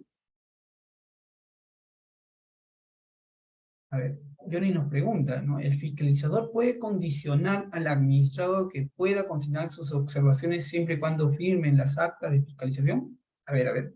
El fiscalizador puede condicionar al administrado que pueda consignar sus observaciones siempre y cuando firmen. No, no necesariamente, porque el no suscribir el acta ya se puede entender como, ¿no? Como que no está de acuerdo, ¿no? Claro, es un deber, pero acá, en el artículo de acá, ya lo estábamos diciendo, ¿no? La negativa del administrado de identificarse y suscribir el acta, ¿no? Entonces, simplemente el inspector, ¿no? Va a poner en el acta que hubo una negativa del administrado de que debe suscribir el acta, punto. Pero no lo puede obligar, ¿no? No le puede decir, oye, esto va a generarte un tema de obstrucción, ¿no? O un tema de sanción adicional. no está como un supuesto de sanción la negativa, ¿no? O sea, de no suscribir el acta. Cosa distinta como que sí está como obstrucción el no permitir ingresar, el no dar información, ¿no? Entonces, pero no suscribir el acta no está como un supuesto de sanción, ¿no? No está como obstrucción a la labor inspectiva. Lo puede firmar, ¿sí? Como no lo puede firmar, si lo firma y no está de acuerdo, pone, pues, lo firmo, pero no estoy de acuerdo con los hechos que están señalando. Listo, ¿para qué? Para que más adelante él pueda, digamos, ejercer su derecho de defensa, ¿no? Ahora, yo les decía, ¿no? De este punto de las actuaciones de fiscalización podrán concluir en que en la advertencia de la existencia de incumplimientos no susceptibles de meditar la determinación de responsabilidad. Acá, por ejemplo, el inspector ha corroborado un incumplimiento, pero el incumplimiento es tan leve, ojo, ojo, que solamente le da una advertencia. Le dice, oye, por si acaso he corroborado un incumplimiento, no te voy a proponer acta de infracción, pero no voy a, ¿no? Te estoy dando de nuevo un chance más, ¿no? Para que puedas cumplir y revertir estos hechos, ¿no? ¿Por qué? Porque más adelante yo voy a volver y si encuentro de nuevo este incumplimiento que no tiene, ¿no? Que no genera una determinación de responsabilidades, ahora sí lo puedo poner como propuesta de sanción, ¿sí? Entonces, claro, es una facultad que tiene la administración, pero el problema de esta facultad que normalmente encuentro es que la administración o los fiscalizadores no lo usan, porque tienen mucho miedo que después vaya a haber una acción de control y les digan, oye, ¿por qué concluiste una medida de advertencia, no? Debiste de haber propuesto sanción, ¿no? O sea, todo el incumplimiento necesariamente debe conllevar una sanción, ¿no? Entonces, para evitar eso, lo que podría verse en todo caso es que la administración desarrolle, ¿no? Un poco más qué es la medida de advertencia, es decir, ya, si las leyes de procedimiento administrativo en lo general lo reconocen, ¿no? Sus leyes sectoriales también, pero ¿por qué no desarrollen un poquito más, ¿no? Para que el fiscalizador, en qué supuestos podría aplicar la medida de advertencia. Incluso, ¿no? ¿Para qué? Para que lo utilicen como un mecanismo. Oye, por acá no he visto un incumplimiento de, ¿no? Que genera una responsabilidad administrativa, ¿no? A ese nivel, pero se señale cuáles son esos incumplimientos que pueden generar. Si es una discrecionalidad, sí, que tiene el inspector, pero tendría que tener ciertas pautas para poder aplicarlo, ¿no? Y al no tener ello, es muy raro que ustedes van a encontrar medidas de advertencia, ¿no? Y, oye, pero José, a pesar de que son incumplimientos leves, sí, pues, a pesar de ello. La recomendación, ¿no? De inicio de un procedimiento con el fin de determinar la responsabilidad administrativa. Bueno, acá ya, por ejemplo, el inspector sí termina con, ¿no? Con observar un incumplimiento y va a proponer, ¿no? Recomendar, ¿no? Iniciar un procedimiento administrativo sancionador, ¿no? La adopción de medidas correctivas. En este punto también puede optar por medidas correctivas. Por ejemplo, si el inspector corrobora que hay una, digamos, una obra que está incumpliendo con las normas de seguridad y salud y que puede poner en peligro la vida o la integridad de los trabajadores, él puede, digamos, hacer una paralización de toda la obra, ¿no? Y esta medida correctiva con el objeto de establecer como una finalidad de proteger la integridad de las personas o de los trabajadores en esa obra, ¿no? Y claro, otras que según establezcan las leyes especiales. Ahora, las entidades procuran realizar alguna fiscalización únicamente con finalidad orientativa, esto es identificación de riesgos y notificación de alertas a los administrados con la finalidad de que mejoren su gestión. Esto es importante, ¿no? Porque esto es una actividad preventiva. O sea, el 245.2 faculta a la administración a hacer acciones de prevención, ¿no? Que no necesariamente van a hacer acciones de fiscalización, ¿no? Sino acciones, procuran realizar algunas fiscalizaciones únicamente con finalidad orientativa, es decir, asistencias técnicas, orientaciones, donde se les informa a los empleadores, ¿no? Cuáles son sus obligaciones, y ojo, ojo, ojo, ¿y para qué? Para que cuando venga la fiscalización, no observen los incumplimientos. Entonces le está dando una asistencia técnica, orientativa, a los administrados con el objeto de que no vayan a incumplir y que estén preparados para una futura fiscalización. Ahora, a ver, ¿cómo estamos con el tiempo? Sí, todavía tenemos tiempo. Vamos a hablar un poco de los fundamentos, ¿no? Entonces, para ir cerrando la etapa de fiscalización, ¿sí? La fiscalización es una facultad que ostenta la administración y que tiene, ¿no? ¿no? Pero no que cualquier administración puede decir yo tengo facultad de fiscalización, ¿no? Tiene que estar otorgada, ¿no? A través de una norma de jerarquía legal, ¿no? El problema de la fiscalización es que hay muchas administraciones que tienen esta potestad, pero a su vez tienen muchas normas sectoriales y cada una tenía ¿no? Digamos, cierta particularidad, o sea, y ese era un problema, ¿no? La Ley de Procedimiento Administrativo General lo que buscó con este capítulo es poder establecer un estándar para todos los que tienen la facultad de fiscalización, ¿sí? Y esto es interesante, ¿por qué? Porque al establecer este estándar, ¿no? Es de norma mínima que debe ser cumplida por toda la administración. Entonces, claro, estamos comenzando a uniformizar todos aquellos órganos que tienen la función de fiscalización. Segundo, la fiscalización, ¿no? Es una acción, ¿no? No es un procedimiento administrativo, ¿no? Por ahí tienen, algunos autores le llaman como procedimiento administrativo especial, otros como, ¿no? Como una acción o hechos, ¿no? Del acto administrativo. Y claro, aquí la fiscalización en sí tiene por objeto, ¿no? Corroborar o no el cumplimiento del ordenamiento jurídico con el objeto de, o con la finalidad de prevenir o modificar la conducta de los administrados para que proteger estos intereses o bienes jurídicos que protege la administración. Entonces, bajo esa lógica, ¿no? No estamos hablando de un procedimiento administrativo. Las acciones de fiscalización, por ejemplo, si por ahí el administrado dice, ¿no? Que está haciendo fiscalidad, dice, quiero ver el expediente, ¿no? De fiscalización. ¿Qué le va a decir la administración? Oye, eso del expediente es para un procedimiento administrativo o sancionador. Tú no estás específicamente en un procedimiento administrativo. Porque imagínense que se le apliquen las mismas reglas de un procedimiento administrativo al procedimiento de fiscalización. No acabaría, pues, ¿no? Estarían pidiendo información, estaría haciendo su descargo, ¿no? ¿Acaso solamente el administrado colabora con el fiscalizador para corroborar el cumplimiento o no de estas disposiciones que le han encomendado, ¿no? Observar si se está cumpliendo o no. Entonces, no se puede aplicar a estas instituciones, ¿no? Y claro, este es un problema porque muchas veces la administración, ¿no? He visto que en algunos casos implementan disposiciones del derecho administrativo, ¿no? Del acto administrativo al procedimiento de fiscalización, y es por eso que no coincide, ¿no? Por ejemplo, ¿no? En la acción de fiscalización, ¿se puede declarar la prescripción? No, no se puede declarar la prescripción porque la prescripción es una función, ¿no? Que está regulada en el capítulo de procedimiento administrativo sancionador, ¿sí? Y es la autoridad en el procedimiento administrativo sancionador que va a declarar si prescribió o no prescribió.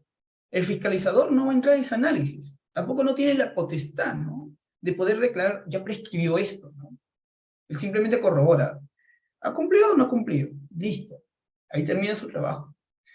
El fiscalizador podría ver un tema de conflicto jurisdiccional, es decir, oye, por si acaso, en la fiscalización, el trabajador denunció, por ejemplo, que no le están pagando las vacaciones ¿no? y la indemnización, pero también a su vez demandó en la vía judicial el pago de la indemnización y sus vacaciones no gozadas.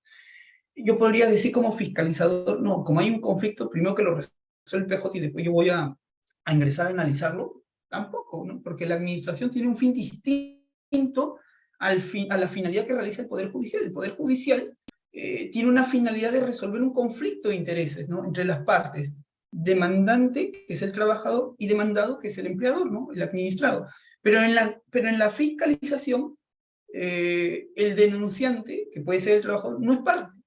Yo les dije, el denunciante solamente colabora con la administración. Es la administración, ¿no? Observando si se ha cumplido o no un conjunto de normas, nada más. Por lo tanto, no hay conflicto de interés, no colisiona. Pero José puede decir que colisione, porque puede decir el Poder Judicial que no tiene derecho y ustedes en fiscalización lo sancionan porque sí tiene el derecho.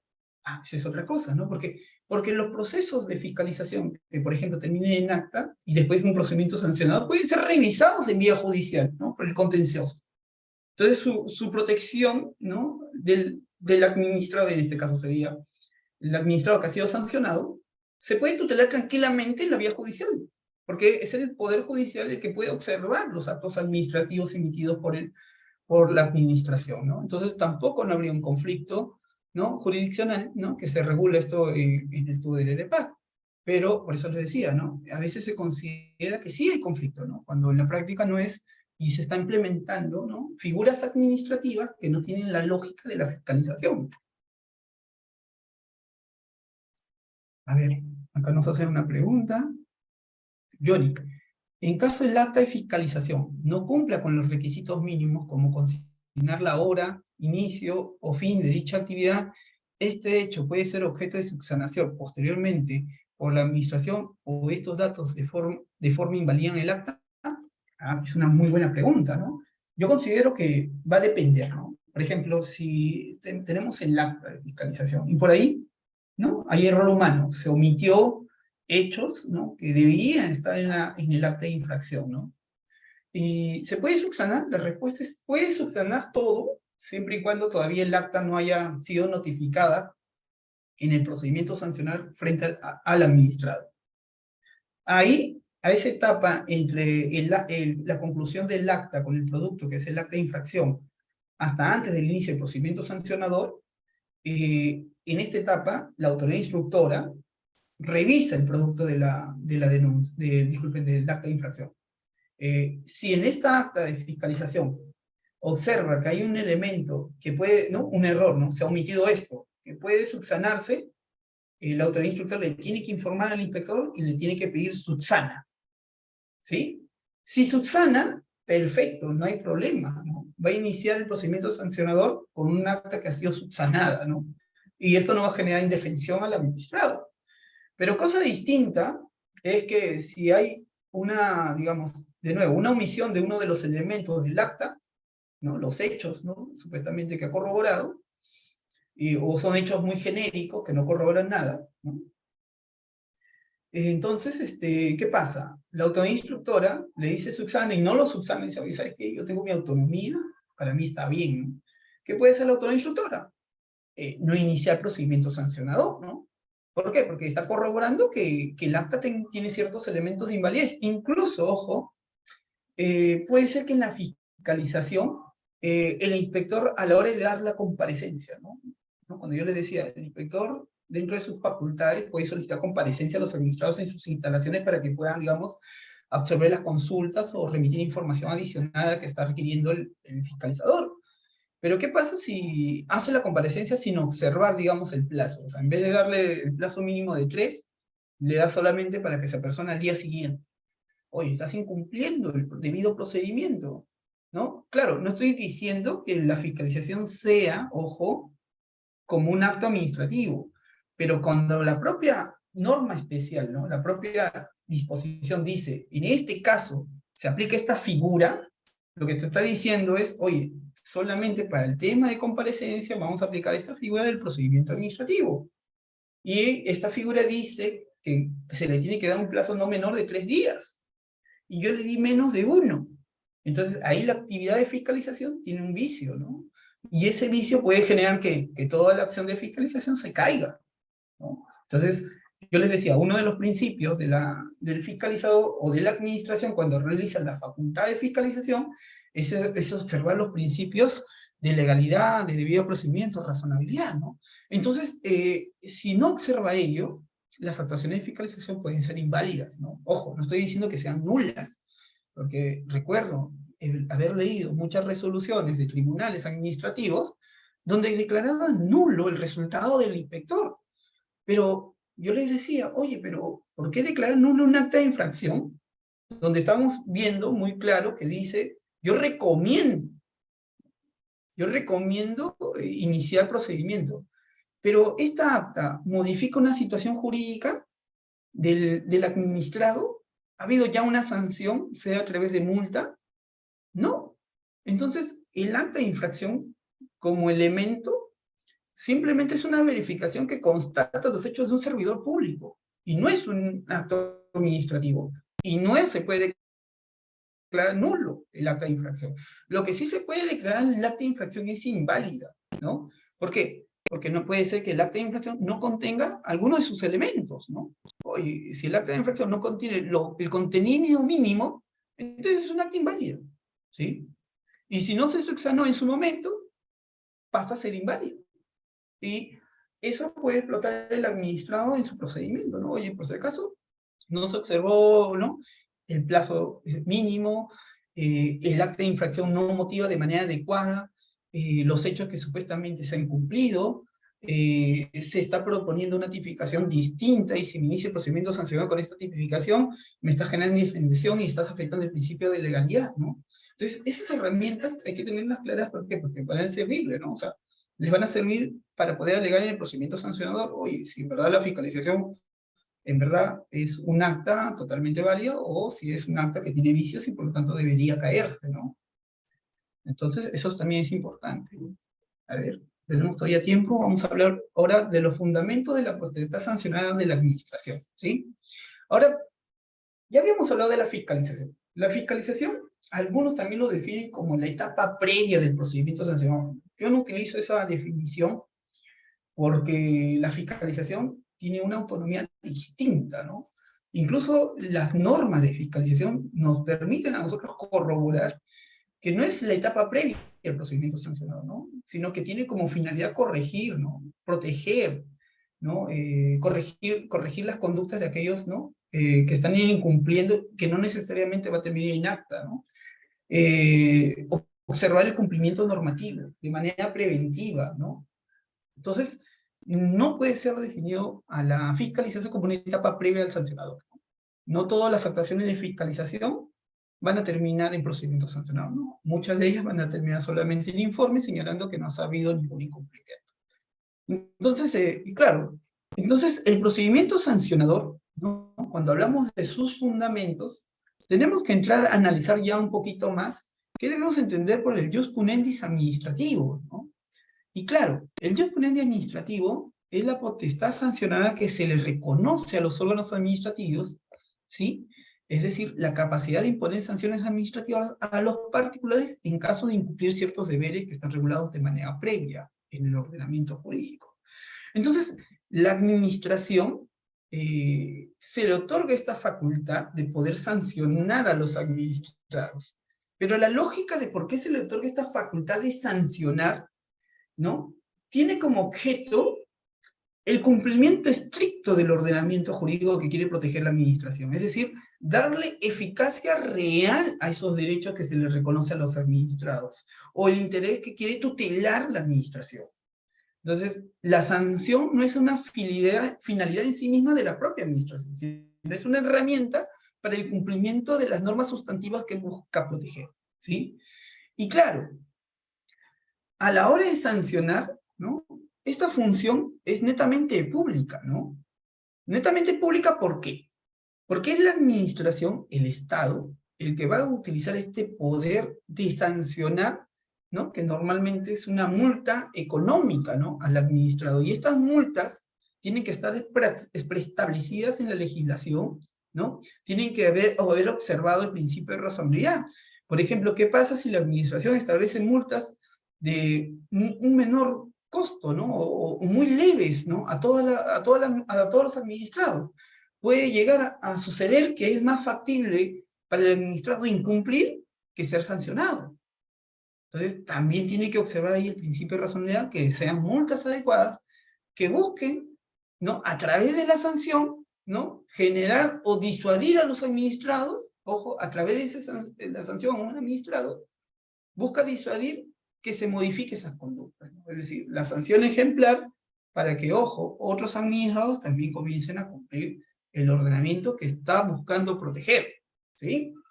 Entonces, por eso también se dice que fiscalice el cumplimiento, ¿no?, a través de la sanción, y genera una modificación de la conducta, ¿no? Ese es el ideal, ¿no? Busca a través de la sanción modificar la conducta de los administrados y de no generar incumplimiento, ¿sí? Ahora, cuando hablamos de la infracción, ¿no?, de esta potestad que tiene la administración, ¿no?, cuando hablamos de una infracción, la infracción administrativa no es cualquier incumplimiento del ordenamiento jurídico, es solo aquella conducta contraria al ordenamiento jurídico, es decir, conducta antijurídica, que además está tipificada en una ley como tal infracción, y que la misma ley le atribuye una sanción administrativa, ¿sí? Además, exige el requisito de la culpabilidad, que se puede definir como acción o omisión antijurídica típica y culpable para que prevé la imposición de una sanción por alguna autoridad administrativa.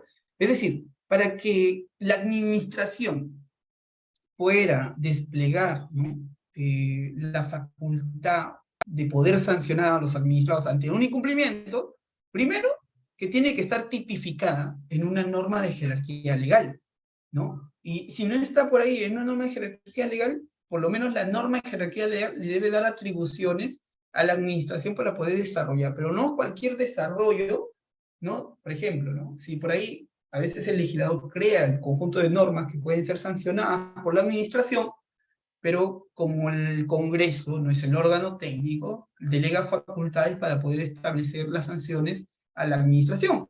Pero no cualquier facultad, sino es para poder regular de manera mayor en detalle, ¿no?, cuáles son las infracciones sobre la ley que está buscando proteger, ¿sí? Por eso ustedes cuando ven, ¿no?, cuando hay cambios normativos, por ejemplo, el último cambio normativo interesante que tuvimos fue la ley de teletrabajo, ¿no?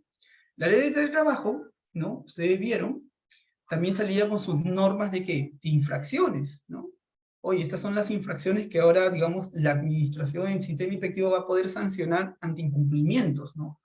Y a su vez también la autoridad de trabajo a través de su reglamento desarrolló dentro de esa fuente de protección, ¿no?, cuáles van a ser las infracciones también reglamentariamente, porque no se puede, ¿no?, muchas veces, ¿no? Por ahí hay un debate que solamente las infracciones pueden estar en la ley. Yo considero que también pueden estar en el reglamento siempre y cuando la propia ley le dé esa facultad, y claro, estos incumplimientos, o esta facultad que le otorga la administración, ¿no?, al propio órgano administrativo, claro, no va a ser no es una facultad de que puedas crear normas distintas a la que está protegiendo, sino determinadas a determinados supuestos, ¿no? Entonces, eso es con el tema de tipicidad, ¿no?, que tiene que estar preestablecida en una ley, sea en ley o reglamento. Tiene que ser, ¿no?, antijurídica, ¿sí? Y esta antijuricidad debería estar señalada como tal, ¿no?, en la norma, ¿no?, en la infracción. Y tiene que tener una conducta, ¿no?, es decir, sea por acción o omisión del administrado del incumplimiento. Y tiene que tener el elemento de culpabilidad, es decir, por dolo o culpa, ¿no?, inexcusable. Ahora, acá viene un tema, ¿no? Pongamos de nuevo el ejemplo de la obstrucción a la labor inspectiva. ¿Qué pasa si en el tema de obstrucción a la labor inspectiva, el empleador, no, disculpen, el fiscalizador, le solicita una comparecencia en sus instalaciones, ¿no?, al administrado, ¿no?, el día miércoles tal, ¿no? Ese día el administrado está yendo, ¿no?, está con su camioneta, está, digamos, llegando a la hora, y antes de llegar, unas cuadras antes, pasa un accidente y él choca su auto y no va a poder, ¿no?, y se va con descanso médico al hospital. Entonces, claro, ¿no?, va a haber un incumplimiento, sí, porque el administrado no asistió a la comparecencia, ¿no? ¿Es antijurídico? Sí. ¿Hay una conducta de omisión? Sí. ¿Pero va a haber culpabilidad? No, no va a haber culpabilidad, porque no es que no quiso ir, ¿no? Es porque tuvo el accidente unos minutos antes que generó que no pueda asistir o participar a esa diligencia, ¿no? Va a tener que demostrarlo, claro está, ¿no? Va a tener que informarle al fiscalizador qué es lo que ha sucedido. Y bajo esos parámetros, tranquilamente, el fiscalizador no va a proponer una multa, porque va a decir, oye, no hubo culpabilidad, ¿no?, por parte del administrado de querer no participar en la diligencia de comparecencia, ¿sí? Entonces, esos elementos se tienen que dar, porque si no se cumplen los 4 elementos, entonces la administración no puede sancionar, o no puede, específicamente no puede sancionar al administrado. Pero esta facultad que ostenta la administración, ojo, no es una facultad perenne, ¿no? Es decir, no, yo puedo sancionar a los administrados que hayan incumplido para toda la vida, ¿no? No, sino es una facultad que tiene un tiempo, ¿sí? Una temporalidad, es decir, si corre el tiempo y la administración no sanciona al administrado, entonces se va a dar la figura ¿de qué? De la prescripción, ¿sí? Entonces, por eso que siempre le pregunta, cuando alguien ha incumplido, ¿no? Oye, ¿cuánto tiempo ha pasado? ¿1 año, 2 años, 3 años, 4 años, 5 años? Si pasa más de 4 años y es una infracción instantánea, es muy probable que esa infracción, ¿no?, por norma general, ¿no?, de la Ley de Procedimiento Administrativo General, es que haya prescrito, ¿sí? Pero vamos a tener que determinar en qué momento la administración pierde esta potestad de sancionar a los administrados. Por ejemplo, entrando un poquito a la figura de la prescripción, porque vamos a hablar cómo pierde la administración esta facultad. En primer lugar, el profesor Gómez Mercado nos dice que la potestad sancionada de la administración puede perderse y ya no ser efectiva por el transcurso del tiempo, dando lugar a la prescripción extintiva, sea de las infracciones o sea de las sanciones, según la administración, ¿no? Pierde el derecho a sancionar una infracción o ejecutar una sanción ya impuesta. Esto es interesante, ojo, porque la administración puede perder esta facultad de sancionar por el tiempo, ¿no? ¿Y cuál es ese plazo? Normalmente es 4 años. Pero, ¿qué pasa? También puede perder la facultad de sancionar, o sea, de la infracción o de la misma sanción, ¿no? Es decir, ya sancioné al administrado, acá está su resolución, ya ha quedado como cosa decidida, pero no la ejecuta. Entonces también la ejecución de esa sanción también puede prescribir. Y por más que haya habido una resolución de sanción, el administrado puede solicitar, ¿no? Vencido el plazo para no ejecutarla, la prescripción. Pero hay una diferencia ahí en las prescripciones, ¿no? De infracción y de sanción. En el caso de la infracción, la administración puede ejercer la prescripción de oficio. No necesariamente la tiene que alegar el administrado. Si la administración observa que ha pasado el plazo, ¿no? En caso de infracciones instantáneas, más de 4 años, ¿no?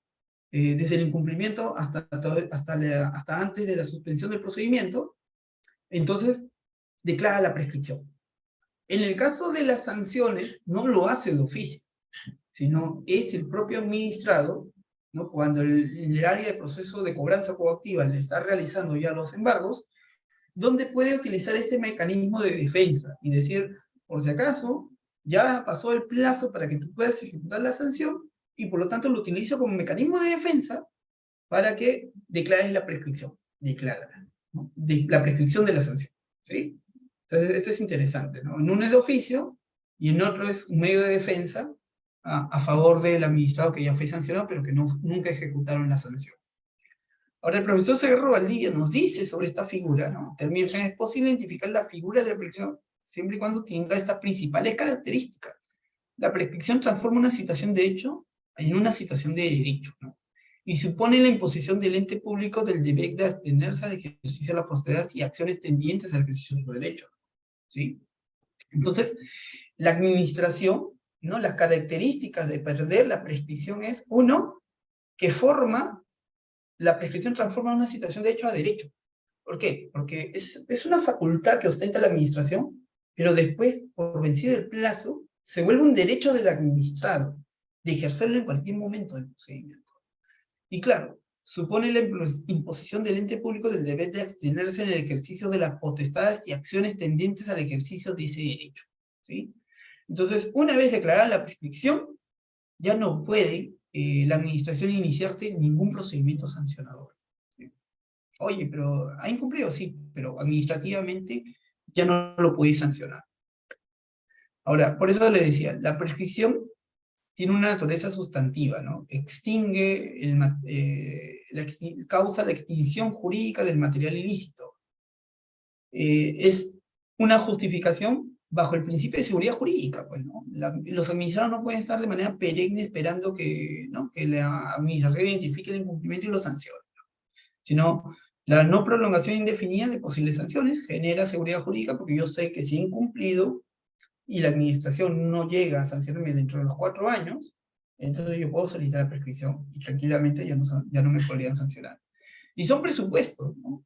Renuncia del Estado, ¿no? A su facultad, a la potestad de sancionar, y es un derecho del administrado, ¿no? Procesos sin dilaciones. Ahora, analicemos un poquito esta figura del artículo 233, ¿no? De la Ley de Procedimiento Administrativo General que recoge la prescripción. Ustedes pueden leer acá. La norma original, ojo, regulaba un tipo de prescripción, ¿no? Ustedes lo pueden ver, ¿no?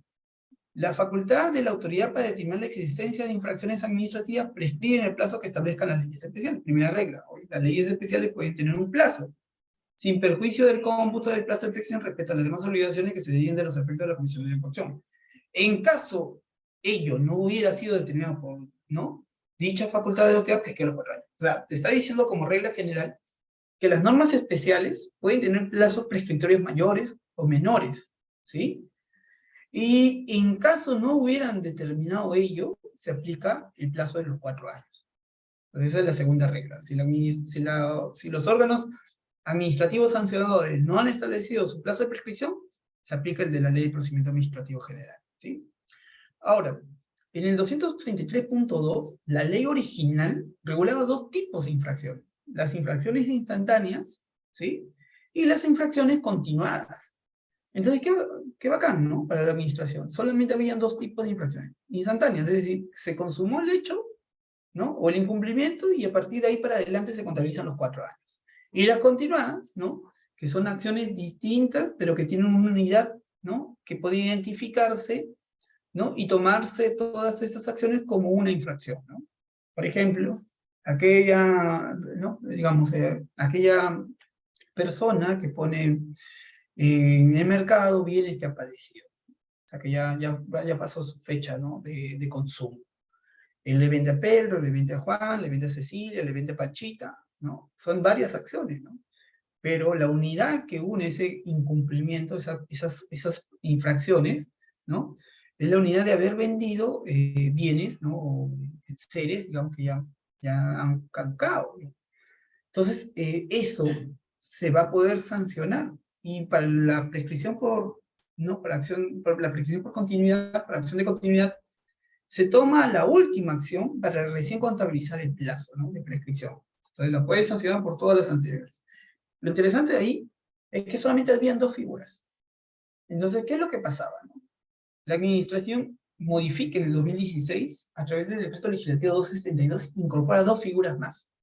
Las infracciones instantáneas con efectos permanentes y las infracciones permanentes. Entonces acá ya la administración se hace un poco de bola, ¿no? Y bacán, ¿no? O sea, antes era más fácil, era una instantánea, y la otra era continuada cuando había varias acciones, ¿no? Que tenían una unidad. Pero, ¿qué diferencia entre las infracciones instantáneas y las infracciones permanentes? ¿No? Ah, es que las instantáneas, ¿no? Se consuman en un solo acto. Por ejemplo, pasarse la luz roja. Está prohibido pasarse la luz roja, ¿no? Ese es ¿no? El incumplimiento, y la sanción será que puedes perder la licencia, pongamos, ¿no? O una multa económica, ¿sí? Dependiendo de la reiterancia, vamos a ver. Entonces, bacán, ¿no? La infracción, yo me pasé la luz roja, y por lo tanto es una infracción instantánea porque he incumplido, ¿no? Se ha habido una acción de incumplimiento y se ha consumado en ese momento. Infracción instantánea. En cambio, una infracción permanente podría ser aquellos, digamos, empresarios que acuerdan, digamos, a través de un acto colusorio, ¿no? Acuerdan, digamos, por ejemplo, los precios, ¿no? De venta de papel higiénico, ¿no? Que fue un caso que se fue sancionado en el Perú. Ellos van a acordar y establecen que el precio, ¿no? Va a ser este. Esto está afectando a los consumidores, ¿no? Porque está habiendo una distorsión del mercado y no hay competencia, ¿no? Entre las empresas para poder, digamos, poder colocar estos productos. Eso es un incumplimiento, es una infracción y que puede ser sancionado. Pero ¿qué es lo que pasa? Aquí, en esta infracción permanente, lo que permanece es la conducta. Es decir, la conducta del incumplidor es la que permanece escondida y que no se puede advertir. Entonces, para el cómputo de la prescripción, para este tipo de conductas va a ser cuando ellos corrijan esa conducta. Es decir, oye, dejamos de hacer el acuerdo colusorio, ¿no? Del pacto del precio de las ventas, de los papeles higiénicos. Entonces, cuando modifiquen esa conducta, recién ahí, a partir de ahí, se va a comenzar a dar la figura de la prescripción, ¿sí? ¿Y por qué se hizo esta modificación? Porque esos actos o esos hechos eran muy difíciles para la propia administración poder identificarlos y sancionarlos. Entonces necesitas una regla distinta en esas situaciones donde la conducta del administrado genera el incumplimiento y que se mantenga en el tiempo, ¿sí? Y claro, la otra, las infracciones instantáneas con efectos permanentes, acá también se consume en solo acto, ¿sí? El incumplimiento, pero el efecto es el que se mantiene en el tiempo.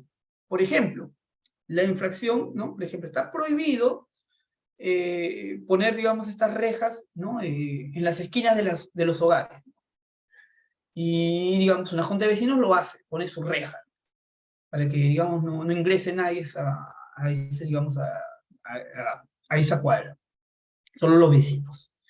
Ya, ese es un incumplimiento, ¿no? Es una infracción que se ha consumado cuando se puso las rejas. Pero el efecto del incumplimiento, es decir, las rejas, permanecen hasta que la administración no las saque, ¿no? Otro ejemplo parecido, ¿no? Está prohibido poner carteles de publicidad, digamos, política en los parques, ¿no? Alguien va, oye, yo soy, no, estoy a favor de la estrella, pum, pongo ahí su cartel, ¿no? Viva. Incumplimiento es una infracción instantánea, pero con efectos permanentes, ¿sí? Se consumó el incumplimiento en un solo acto, pero el efecto, el cartel se mantiene, ¿no? El efecto. Esa es la diferencia, ¿no? Con las instantáneas, que se consumen en un solo momento, las instantáneas con efecto permanente se consumen, pero el efecto, es decir, el cartel se mantiene. Las continuadas, ¿no? Que son varios actos, ¿no? Pero todos estos actos tienen una unidad, ¿no? Que lo permite identificar, ¿no? Y claro, ahí también debería decirles que tiene que haber un plazo de razonabilidad, ¿no? O sea, un plazo prudencial en el cual se dan los incumplimientos, ¿no? Por ejemplo, yo no podría decir continuadas, oye, la venta de nuevo de aquellos enseres de primera necesidad que han caducado. Yo no puedo decir, oye, vendí en enero y también los vendí en diciembre, ¿no? Recién, ¿no? Estos elementos. Entonces ahí no habría, digamos, cierta continuidad, ¿no? Porque hay un plazo de periodo extenso, ¿no? Salvo que sus ventas sean una vez al año, ¿no? Pero en esa categoría que es diaria, yo considero que no, deberían ser dos infracciones instantáneas ahí. Entonces, la continuidad debería observarse la inmediatez, ¿no? De los incumplimientos. Y eso permitiría decir, oh, que estamos en un supuesto de infracciones continuadas. Entonces, dependiendo del tipo de infracción, la administración va a perder su facultad. Entonces es más sencillo cuando son infracciones instantáneas, ¿por qué? Porque se consumó el acto, no me pasé la luz roja. Uf, nadie me está sancionando, perfecto. Pero a partir de ahí, 4 años, si es que por ahí no te sancionan, puede prescribir ¿no? La sanción de haberse pasado la luz roja, por ejemplo. Entonces, esto también es importante. Otro de los temas, ¿no? Donde la administración, en este caso, ya para ir cerrando, ¿no? El tema de la potestad de la administración, es la caducidad, ¿no? Que muchas veces se confunde también con la prescripción, ¿no? La prescripción extingue la facultad de sancionar, sea infracciones o sea la ejecución de la sanción. Ojo, la caducidad es una figura distinta, porque la caducidad lo que extingue es el procedimiento, es decir, la administración pierde la facultad de sancionar en ese procedimiento, ¿no? Porque ha vencido el plazo que tenía para poder resolver, ¿sí? Entonces, la caducidad es una figura también nueva, ¿no? Que también ingresó en el 2016, fines de 2016, inicio de 2017, ¿no? ¿Y por qué se incorporó esta figura, ¿no? Si no la teníamos. Porque antes de la caducidad, lo que hacía la administración para poder sancionar a un administrado es que se tomaba todo el tiempo posible. Es decir, yo les decía, oye, José, ¿en cuánto tiempo pierde la administración la facultad de sancionar? A los 4 años desde, ¿no? Si es una infracción instantánea, ¿no? Si es permanente a partir de la modificación de la conducta, si es continuada a partir de la última acción, y si es infracción instantánea con efectos permanentes, desde que también se comete el incumplimiento. Pero, ojo, ahí hay que tener cuidado, porque hay que tomarlo con pinzas, yo les decía, pero normalmente la administración, esos procedimientos o la prescripción se suspende cuando se inicia el procedimiento sancionador, ¿sí?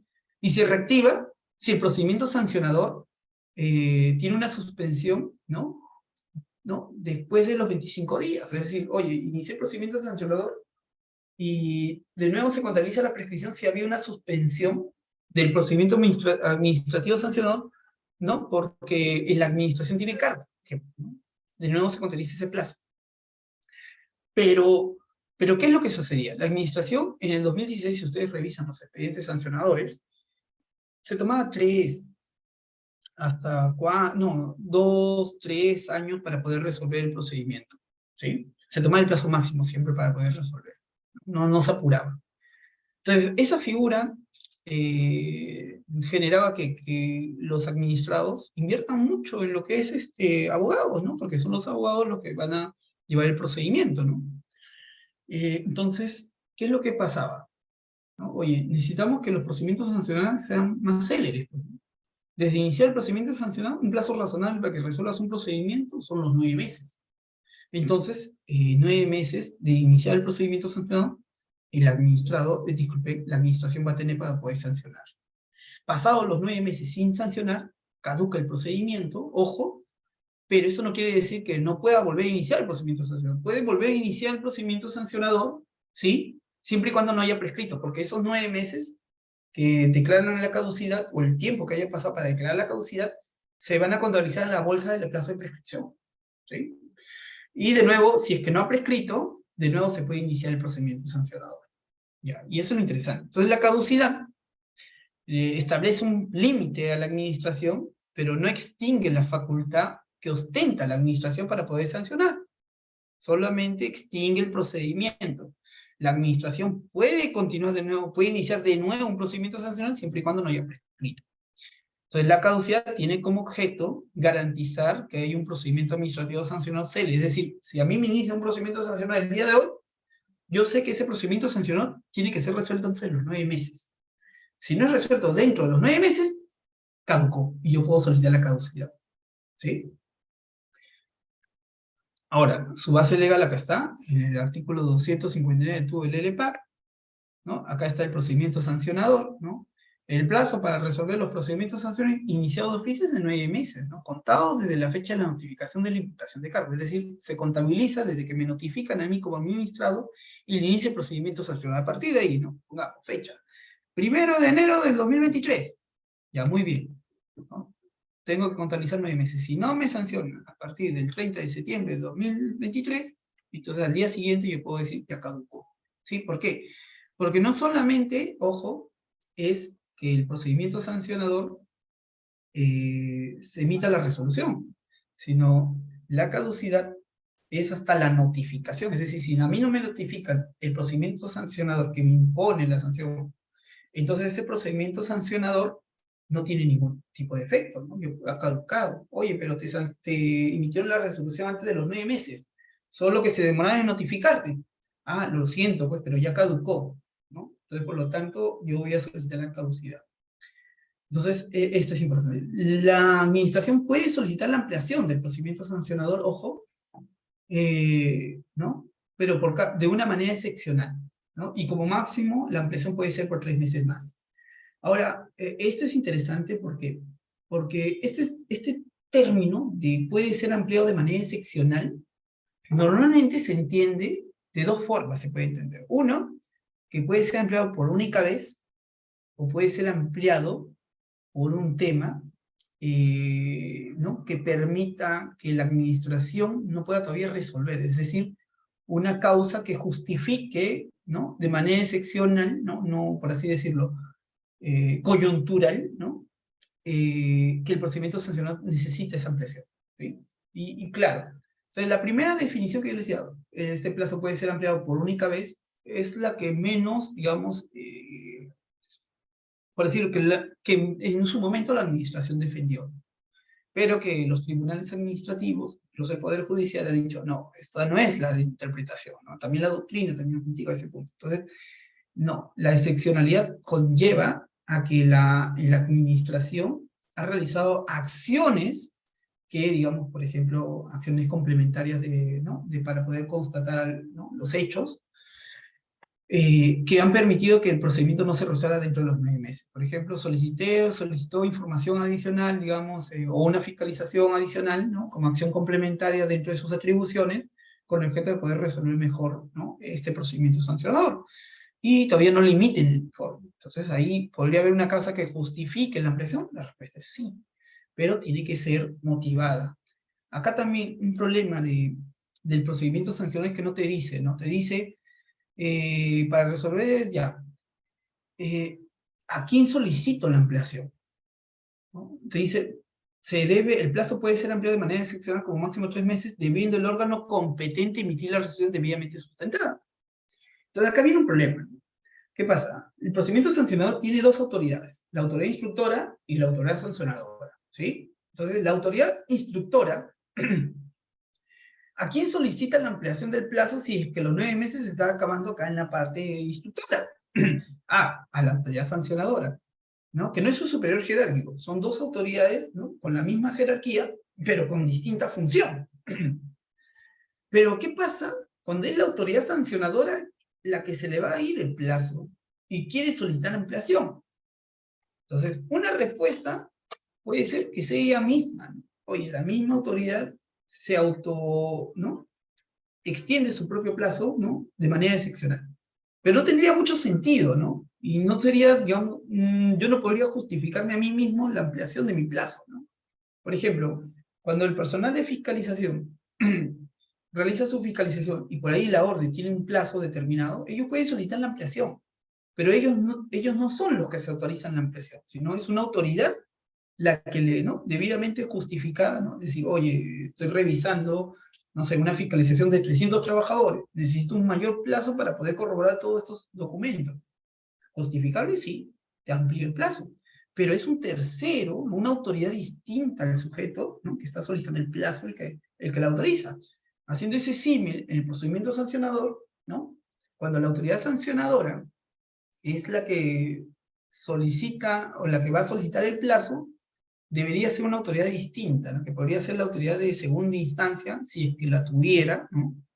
O una autoridad símil que podría otorgar ese plazo de manera excepcional, pero dentro del procedimiento sancionador. Ahora, porque si no lo hubiera, estaríamos viendo un tema de arbitrariedad. Oye, yo mismo me ¿no? Hago mi forma de ampliación del plazo, ¿no? Entonces yo creo que ahí la ley de procedimiento administrativo general podría mejorar y establecer una pauta adicional, ¿no? O sea, dice, debiendo el órgano competente, ¿no? O sea, pero ya, muy bien, ¿quién es el órgano competente? En el caso de la autoridad instructora, se puede entender que sea la sancionadora, ¿no? Pero en el caso de la sancionada, ¿quién? Ya, la segunda instancia, perfecto. Pero ¿qué pasa si el procedimiento sancionador no tiene una instancia superior? ¿Quién a mí me autoriza la ampliación del plazo? ¿No? Y ahí sí hubiera sido interesante que la ley pueda mejorar, ¿no? Ese punto. Ahora, yo les decía, ¿no? Oye, José, ustedes me dirán, ¿no? Oye, pero ¿de qué tiene interesante la caducidad para temas prácticos, ¿no? Yo soy administrador y tú me dices que la caducidad declarada no va a extinguir el procedimiento porque la administración aún puede iniciar un procedimiento sancionador. Te beneficia, ¿no? Porque, por ejemplo, si declaran la caducidad de un procedimiento sancionador y tú ya subsanaste los incumplimientos, ¿qué puedes pedir? Subsanación voluntaria. Claro, la subsanación voluntaria, ¿no? Como un remedio que extingue, ¿no? Permite ser un eximente de responsabilidad, dice la norma en la Ley de Procedimiento Administrativo General que el administrado la puede subsanar de manera voluntaria hasta antes del inicio del procedimiento sancionador. Oye, pucha, acá me inició un procedimiento sancionador, dije, ya estoy perdiendo, voy a subsanar, no voy a pedir la reducción de la multa, y por ahí el procedimiento sancionador se cae por caducidad, ¿no? Entonces, oye, perfecto, ¿no? Es como si no se hubiera iniciado procedimiento sancionador. Entonces le informo al autoridad instructor y le digo, oye, pues si acaso, eximente de responsabilidad y ya no inicie el procedimiento sancionador porque ya caducó. Y como no inició un procedimiento sancionador, yo ya subsané el incumplimiento. Archívalo. Y lo tendría que archivar. Entonces, el procedimiento sancionador, ¿no? Sí beneficia si se le ve en ese sentido, ¿no? Al administrado. Porque el administrado, si le declaran caduco, lo primero que tiene que hacer es, antes que inicie el procedimiento sancionador, subsano de manera voluntaria y pido la subsanación. Tranquilamente. Ya no me tendría por qué iniciar el procedimiento sancionador, ¿no? Y, claro, y entonces ahí ya no habría por qué iniciar este procedimiento, ¿no? Y ya para ir cerrando, porque ya son las 9, ¿no? Para también poder absorber sus consultas, ¿no? Aquí les dejo en todo caso algunos supuestos ¿no? O definiciones que debe tener la caducidad, ¿no? Como una figura del procedimiento administrativo sancionador, ¿no? Que solamente, ojo, es aplicable a procedimientos administrativos sancionadores, ¿sí? Y cómo se aplica, ¿no? En qué momento se puede, ¿no? Por ejemplo, acá les ponía, ¿no? Lo que les había dicho, oye, cuando la autoridad que pide la ampliación de la caducidad de los 3 meses, disculpen, si es la autoridad instructora, ¿quién debería otorgarlo? La sancionadora. Y si la sancionadora, decisora de segunda instancia. El problema es cuando no hay una segunda instancia, ¿a quién lo pido, no? En el caso de los plazos, en el caso de las etapas recursivas, sea reconciliación o sea apelación, esas etapas no tienen plazo de caducidad. Solamente la figura de la caducidad se da desde el inicio de la sanción hasta la primera instancia. Oye, José, por ahí mi recurso de apelación, ¿no?, demoró 1 año. ¿Yo puedo pedir caducidad? No, porque es esta figura que solamente se aplica desde el inicio de la sanción hasta la primera instancia. Ojo, no es recursivo, ¿sí? A veces escucho a algunos que dicen, no, acá ya caducó, no caducó, ni tampoco prescribió, ¿no?, porque ya hay una sanción específica. Entonces ahí lo que queda es interponer un recurso, ¿no? Oye, pero si demora 1 año, habría responsabilidad, si hay responsabilidad de la administración, ¿no? Porque no resolvió dentro del plazo de los 30 días hábiles. Ahí podría poner una queja, podrías informar al OSI, hay un incumplimiento, pero no podrías decir, oye, caducó o prescribió, ¿no? Porque es una etapa recursiva, tienes que agotar. Ahí habría otros remedios aparte de la queja. También habría otro remedio de, ¿no? Como no se resolvió dentro del plazo de los 30 días hábiles, ¿no? Pido, ¿no?, que se tome como denegada, ¿no?, la presentación de la apelación para votar esa vía e irme ¿a dónde? A la vía judicial, ¿no? O digamos, si hay una tercera, bueno, en el caso de los recursos de revisión, ¿no?, podría interponer ante el tribunal, ¿no?, si es que es competencia del tribunal. Entonces, aquí les dejo, ¿no?, estos temas, ¿no?, para que puedan observarlo, están ahí con los detalles. Y solamente me queda decirles, en estas 2 horas, agradecerles por su atención y estoy presto para poder absorber las consultas que quieran realizar. Gracias.